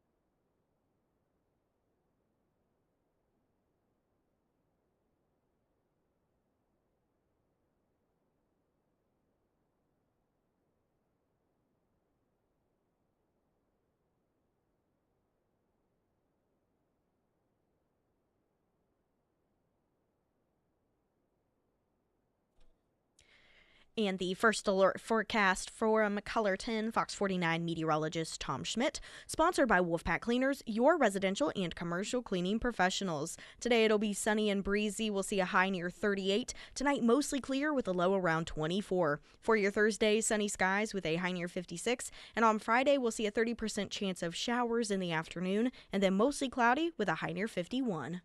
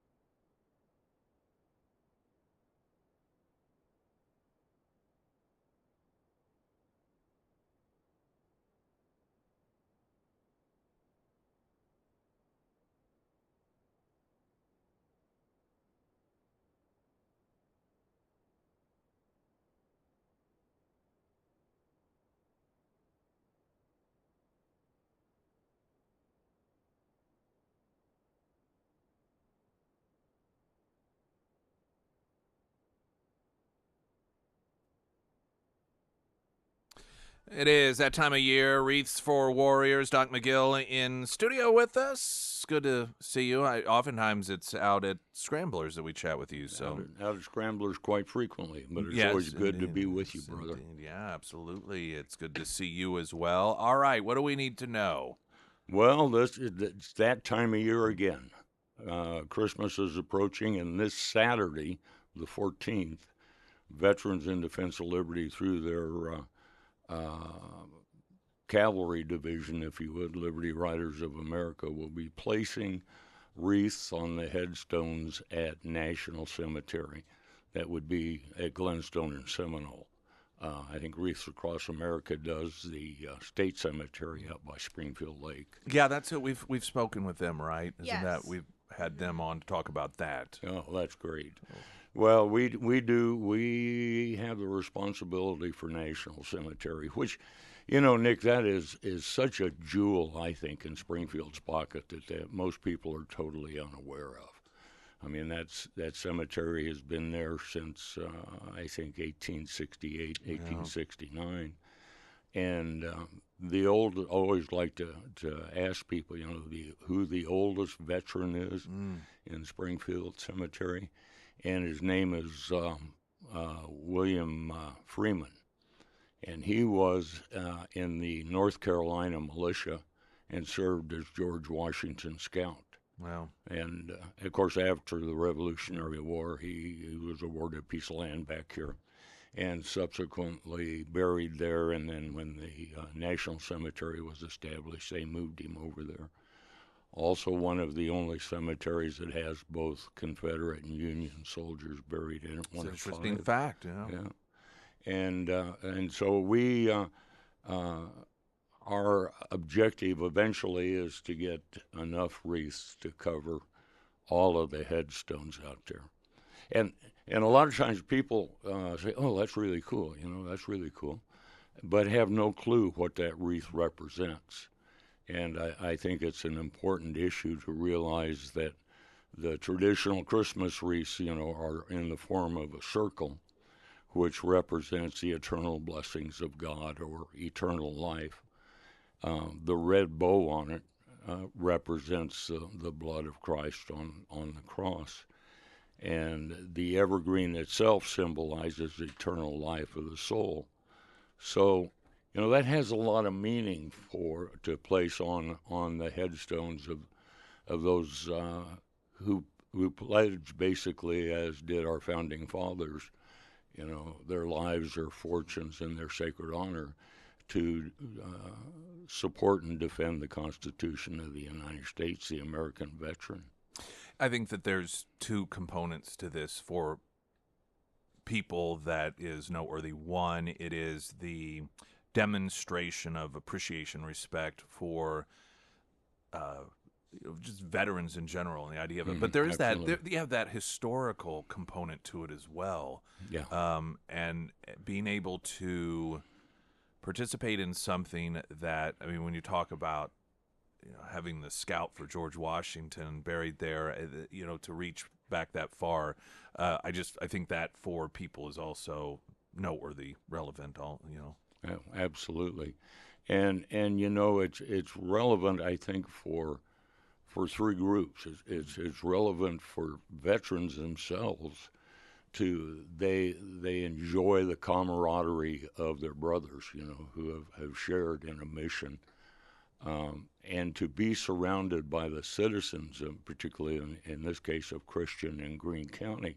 We're partnered with by both counties in the laying of these wreaths, to be surrounded by the love that they feel from the citizens, which really for the citizens takes thank you for your service up a step. You know, right. It's easy to say it, and we're going to be lucky this year. You know, last year it may have been 17 degrees. You know, that's a sacrifice for people to get up. And I think one of the more important aspects is it's great for the children. You know, they can learn what they don't learn in school. You know, who paid the price for the freedom and liberty that we experience. Doc McGill with us. All right, when and where for people that want to participate in Wreaths for Warriors? 11 o'clock on Saturday, the 14th. That's this upcoming Saturday. We will be out there. It's going to be very. We've ordered and a very good temperature. It's going to be in the 50s, I think, which is a lot better. So, I would encourage everybody to come out to National Cemetery at Glenstone and Seminole and partake in the placement of the Christmas Where do wreaths. people? Do they just come in from the Seminole, and how do they? Where do they go park? Well, the best place to park is across the street Okay. from it. There's a couple of fairly large Okay, parking got it. lots, and they can All park right. there. And I look forward to seeing everybody out there, and we'll do it again. All right, and like you said, weather will be much more accommodating Absolutely. this Saturday. Yeah. Doc McGill, thank you, sir. Always a great pleasure. And if we don't have you back on before Christmas, Merry Christmas. Merry Christmas to you. All Take right. care. Springfield's Talk 1041. I'm Nick Reed.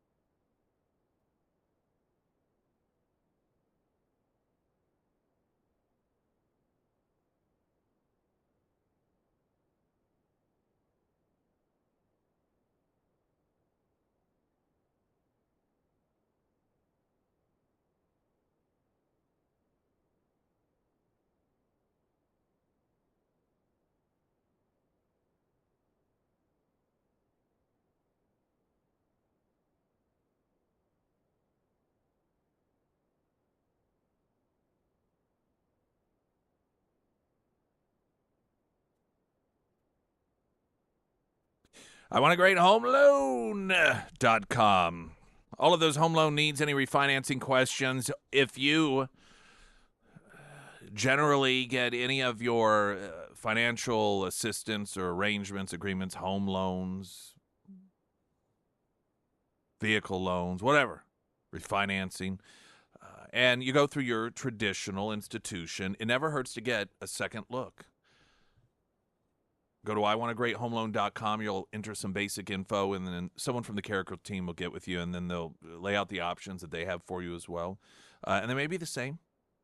They may have found some things that your financial institution didn't necessarily find or weren't able to do. I don't know. Maybe you'll find that you're better off. But it's certainly, there's absolutely no downside to having them look at it as well. So even if you have your plan in place, I would recommend that you also go to iwantagreathomeloan.com because you do. Tim Walz, you may remember him. He is the Democrat governor of Minnesota who redefined men, as we were told, along with Doug Emhoff. And he was Kamala Harris's running mate, had the jazz hands. Who? Yeah. Who? Yeah. Tim Walz was his name. I mean, Is that the folksy guy? yeah, he was folksy and manly. Remember, he was the man that expressed a manliness that we were told was intimidating to male Trump supporters. Is he weapons into war? Yeah, he carried weapons into war. He did not get arrested for a DUI. He also conceived his child through IVF. And what else did he say he did that he didn't actually do? There were a whole list of things. What was it? He's like, that's just me. I just say things sometimes. I think that may be the best part of Tim Walz when he would be asked about the nonstop string of like, yeah, he's a knucklehead.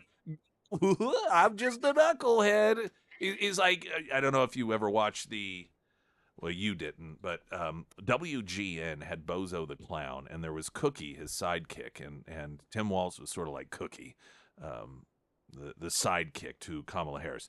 Well, he was being interviewed by Tom Hauser from KSTP TV, local TV affiliate, and about losing the election, and he said he was really surprised because, quote, I thought we had a positive message, and I thought the country was ready for that. Thought he had a positive message. Now, which part was positive? The end of democracy as we know it? Was that, well, he was positive that if Trump won, he was going to be a dictator. That's what he was positive that Donald Trump was going to bring concentration camps to the United States. And he was positive that he was going to execute political opposition and turn the military against the American people. And he was positive that people who supported Donald Trump were semi-fascist. And he was positive that if Donald Trump got elected, there would be never be another election, and that women would be dying from having abortions. He was positive if Trump got elected president that women who had miscarriages would be thrown in prison. All of these positive messages coming. I'm very surprised too, really. It was nothing but sunshine and rainbows coming from those two. This story, I think, is just absolutely fantastic as well. Now, where is it? Let me find it here. I'm keeping an eye on my time. Washington Examiner. Is Pete Buttigieg a political savior for Michigan Democrats? Secretary of Transportation Pete Buttigieg has a little over 40 days remaining as an employee of a presidential administration, yet despite his time as transportation secretary coming to an end, many are convinced that Buttigieg has a bright political future, and with his residential move from Indiana to Michigan after his failed 2020 presidential campaign, some believe that the former naval officer and mayor of South Bend, Indiana, once known as Mayor Pete, could be the Great Lakes state's next Democratic governor. Based off of what? Well, he saw a governor once. Yeah, he's met a couple governors. I mean, that was his justification for being prepared to be the Secretary of Transportation, was that he rode on a train a couple times in college. That's what he said at when he accepted the nomination. That was part of his speech. And I know that Democrats aren't the only ones who do this, but it seems almost as if they strive to finding people like, you know what, I think that this person would be a great president, or I think this person, without having any reason as to why. What on earth would make Pete Buttigieg a good governor? It certainly hasn't been his time as Secretary of Transportation. And he was largely considered to be a failure, particularly when it came to race relations in South Bend, Indiana. It's not like he was this wildly popular mayor of that town. He wasn't. Pete Buttigieg, well, that could be the guy right there. I think he could be our next, he'd be a fantastic governor. What's that based off of? Well, if you're going to nitpick me to death here. And former Democrat Congressman Anthony Weiner has filed papers with the New York City Campaign Finance Board to run for city council. Craig McCarthy, the City Hall bureau chief for the New York Post, reported that Weiner formally filed to run for New York City's council for District 2. Weiner, among other things, had pled guilty in May of 2017 to sending obscene material to a 15-year-old girl, one that he knew was 15 because she talked to him in the communications back and forth about preparing to take her driver's permit test. This guy's a pedophile, of course, but he's a Democrat, so he will most likely get elected. In 2019, after serving 18 months, he was released for good behavior, and upon being released, paid a $10,000 fine and did register as a sex offender. Now, I don't know if he campaigns door to door, if that will prevent him from being able to campaign at houses that have children in them. Weiner's problems in public life first started in May of 2011 when he posted a picture of his penis on his Twitter page. Weiner would click, yes, Weiner, he quickly deleted the post, claimed that it was hacked. Months later, he would admit at a press conference that it wasn't hacked, that he actually did accidentally post his own penis on Twitter, and then he would be caught sexting with a 14, 15-year-old girl. So, obviously a shoo-in. There was a documentary that was made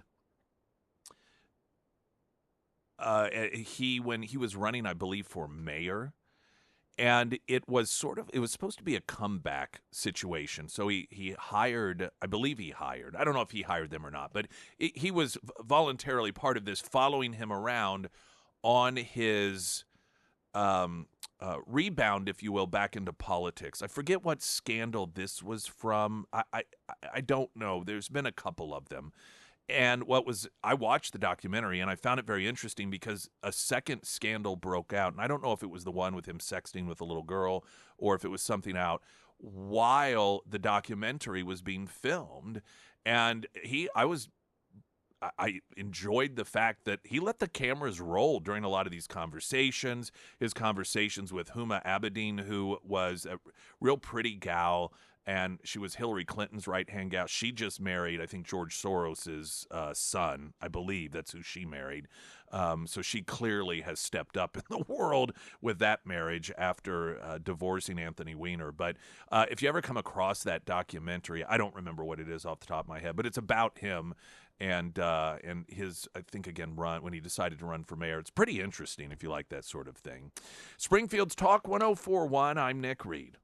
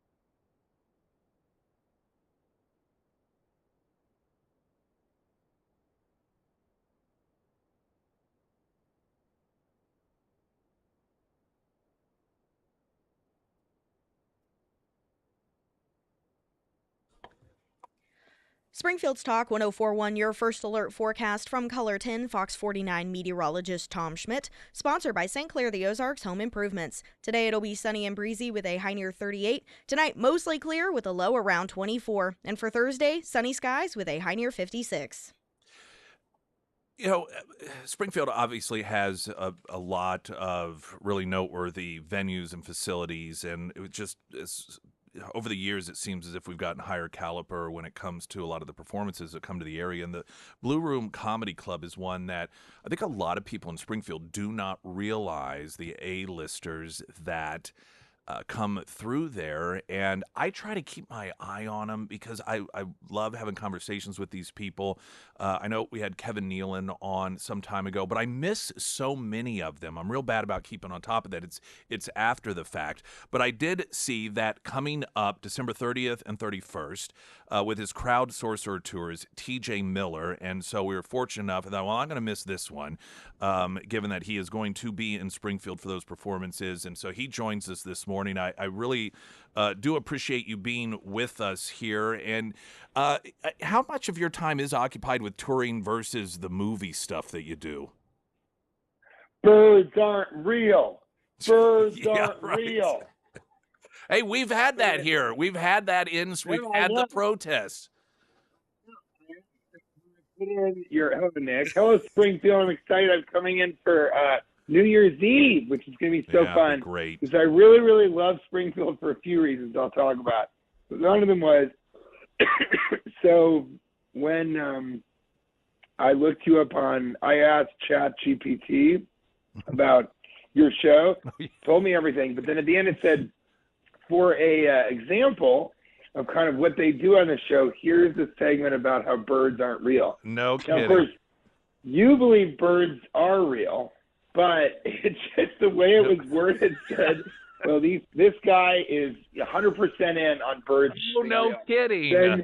But then you watch the YouTube video. It's you guys just cracking up. That is funny. And you go, vultures aren't real. You loved how they were really going for it. And so I thought that was really hilarious, just as sort of the example of your show, because you do so many different things, but that was just really wonderful. And Springfield is kind of that. It's like they will have a full-on rally for how birds aren't real. They're government drones, all of them, every single one.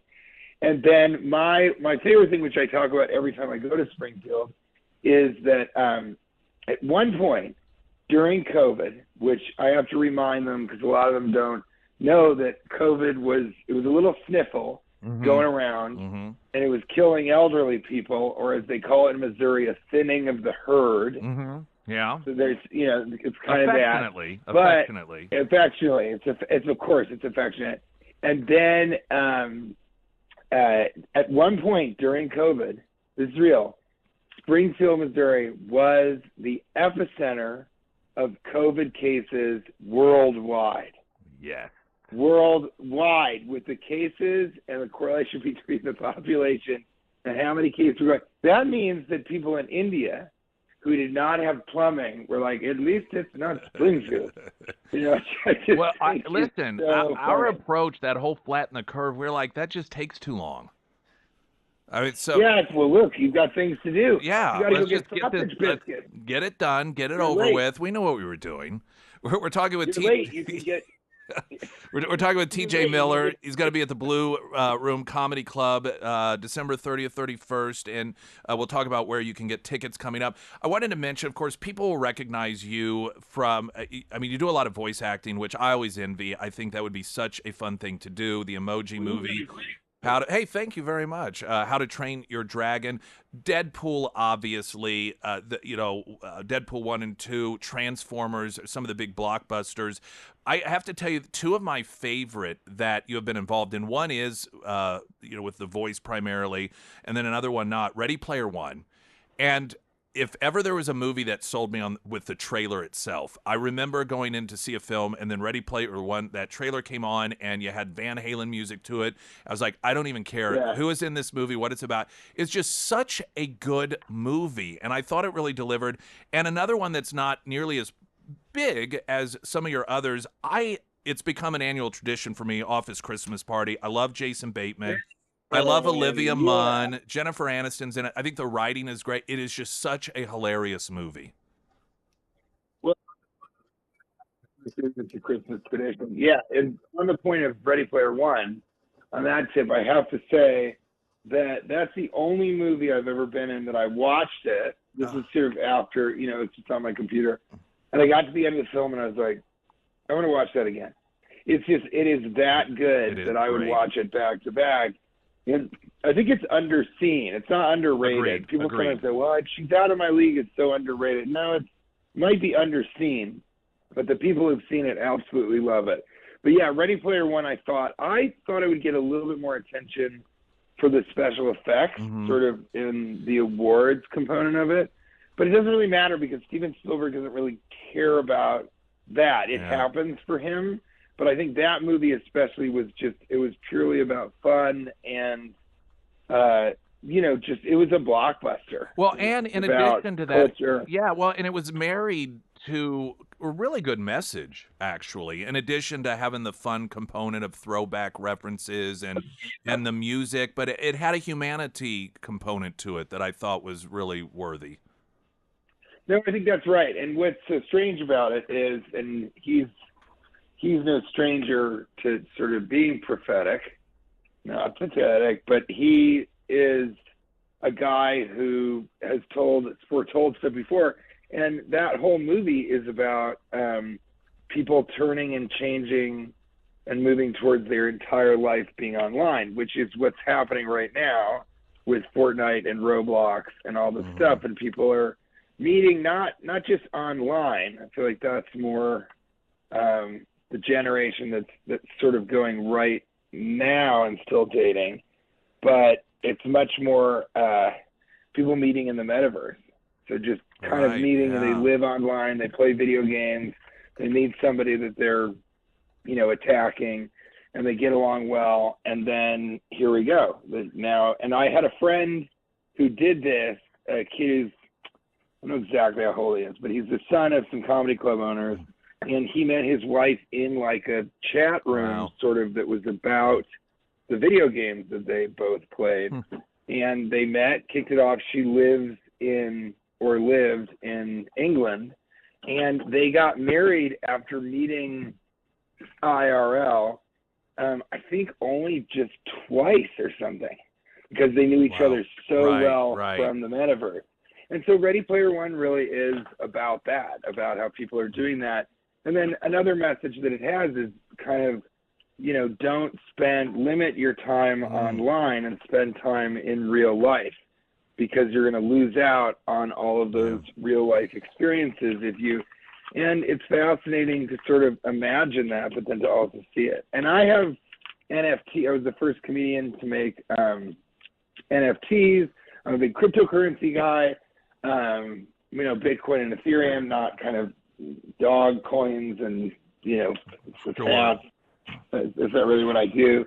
But I know a lot about that space, and I was going to do a show in the metaverse before the crypto crash, and it was very real. The tech was there. I was going to stand up in front of an audience as an avatar, and the audience was going to be filmed, and they were going to be avatars, and I was going to do a live show in a comedy club that was mapped to be online. You could walk around and go upstairs and have a drink at the bar and go outside and smoke a joint, and all of that kind of is possible. Yeah, it's crazy. Within the scope of, so it's very, very crazy, but I appreciate that you like that one, because there is a lot to it, Well, so I'm excited about it. And that's the kind of boring, heady, futuristic comedy that I'm going to be bringing on New Year's Eve. Well, that's what I was going to ask. You got your new stand-up comedy album, Smooth Peanut Butter, and people who maybe they're familiar with you in the movies but haven't necessarily become familiar with your stand-up, they can go to YouTube. I know you regularly release stuff there. But for those that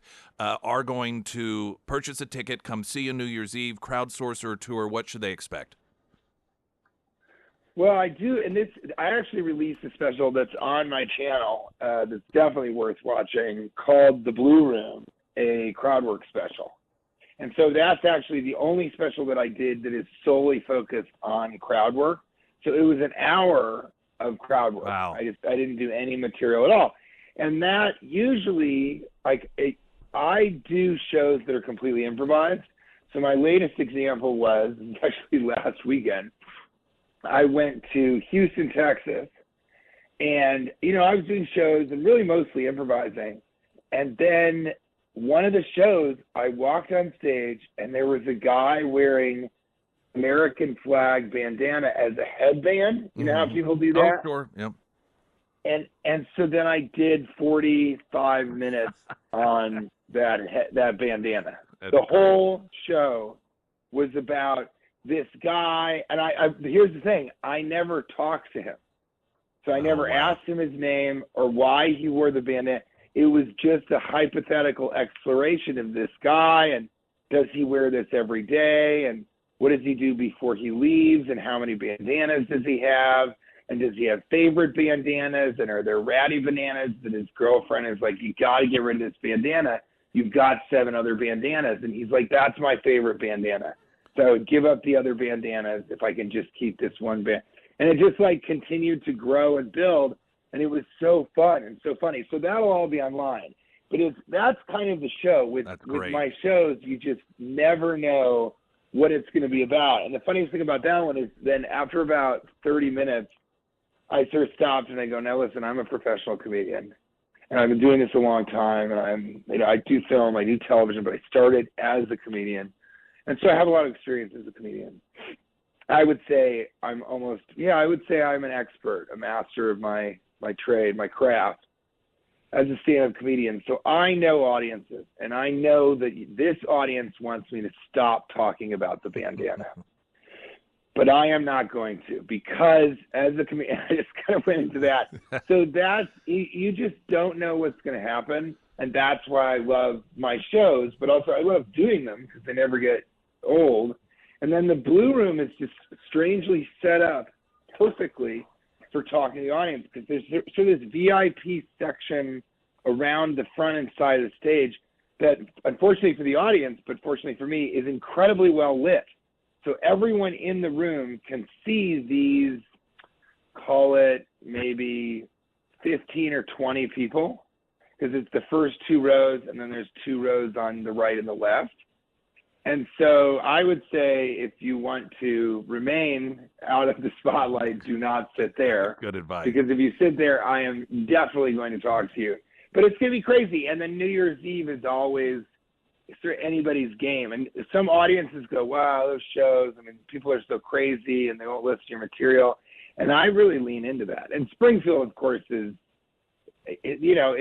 sort of, the audiences they're just crazy, but in the best way. Like they're part of the show, whether you want them to be or not. And that's good for me. Yeah, we will certainly try not to disappoint. TJ Miller, thank you so much. I really appreciate being with us and your revisit to Springfield again. And I know I look forward to seeing the show, the Crowdsourcer Tour, and people can get tickets, blueroomcomedyclub.com. Thank you, sir. I appreciate it. Thank you. Nick, can I ask you just one more question? Yeah, absolutely. Do you think that any birds are not real? Do you think all birds are real, or do you think there's a world where some birds are government drones? I'm really going to have to think about that, particularly with what's going on in New Jersey. Right now they got all those. Maybe maybe this is somehow a way of easing us into the introduction to the world in which birds are not real. So we shall see. TJ Miller, You're the best. All right, thank you, sir. Look forward to seeing you in Springfield. All right, bye now. Springfield's Talk 104.1. I'm Nick Reed.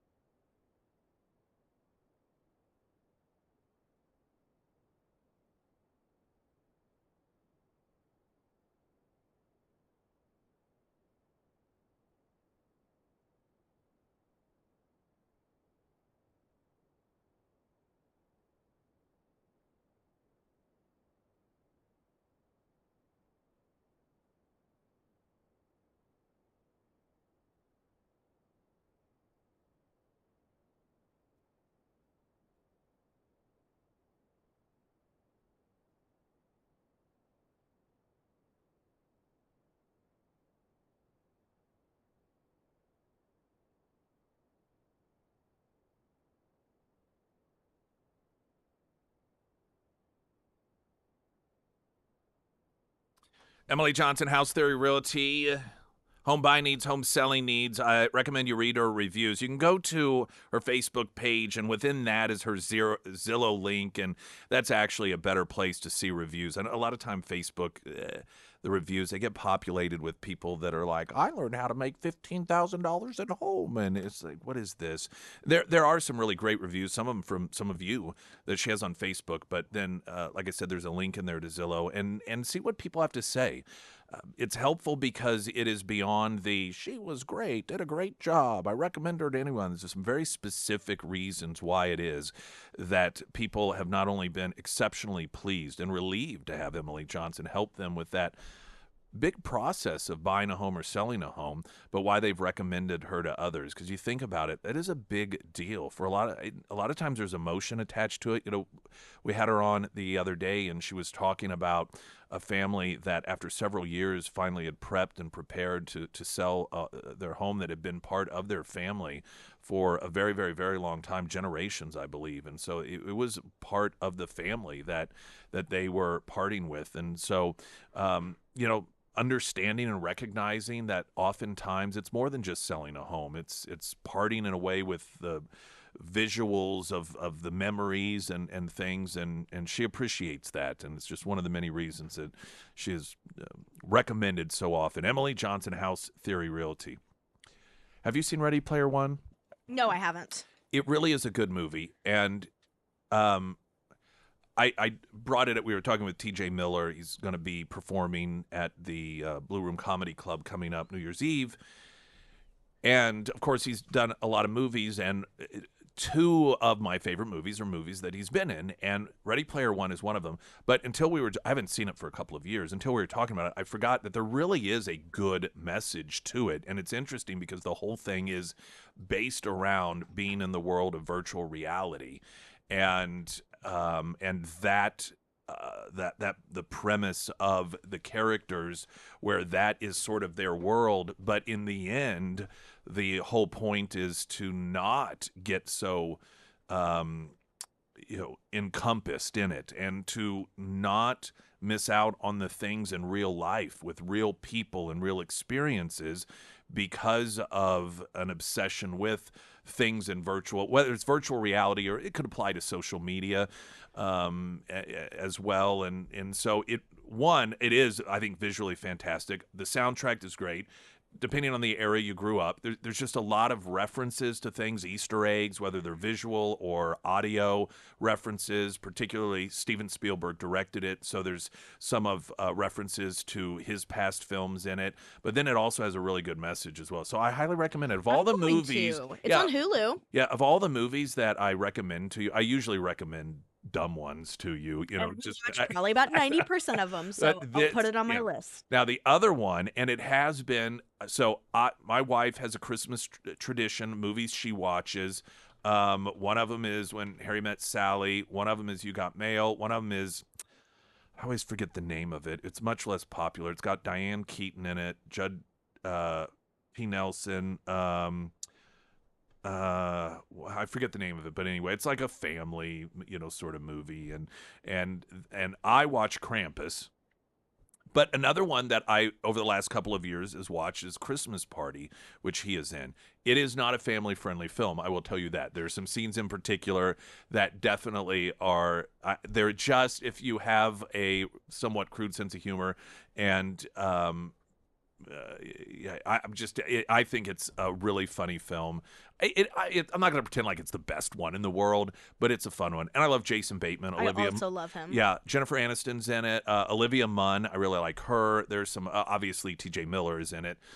His character is one that you don't really, he makes him a little unlikable, but that's all part of the plot line. So if you like maybe a little, if you're okay with crassness, then that movie is one of his good ones as well. But yeah, definitely recommend Ready Player One.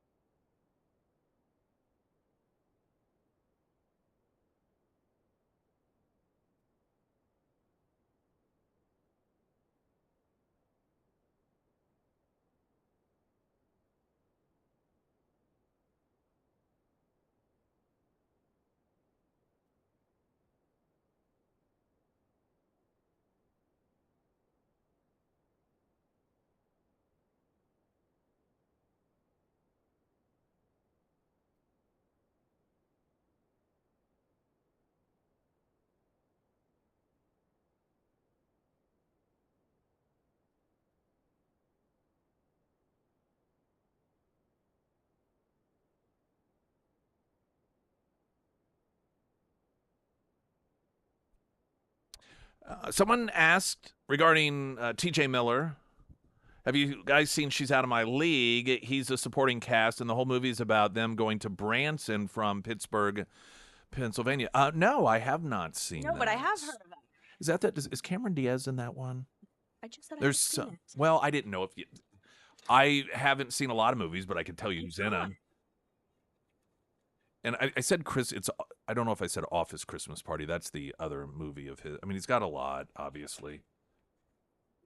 Okay, what girl is in it? There's some. If I. Kristen Ritter, Mike Vogel. Okay, well maybe I must be thinking of something else, but no, I haven't seen that. I'll have to watch it if it involves Branson. BlueRoomComedyClub.com or TJ Miller does not the View Web. I don't know. It's all one strung word. Just go to BlueRoomComedyClub.com if you want to get tickets for his performance. Now, you mentioned New Year's Eve. This here says December 30th and 31st. So that's the information that I received from his people on it. But I think I may go to that. See, here's the thing. I've not been to the Blue Room Comedy Club.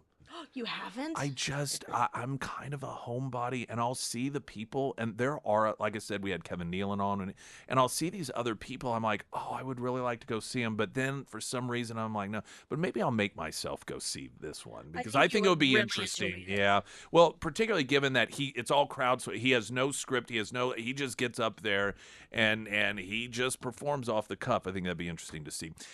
Glenn Beck is coming up next. Talk to you tomorrow. I'm Nick Reed.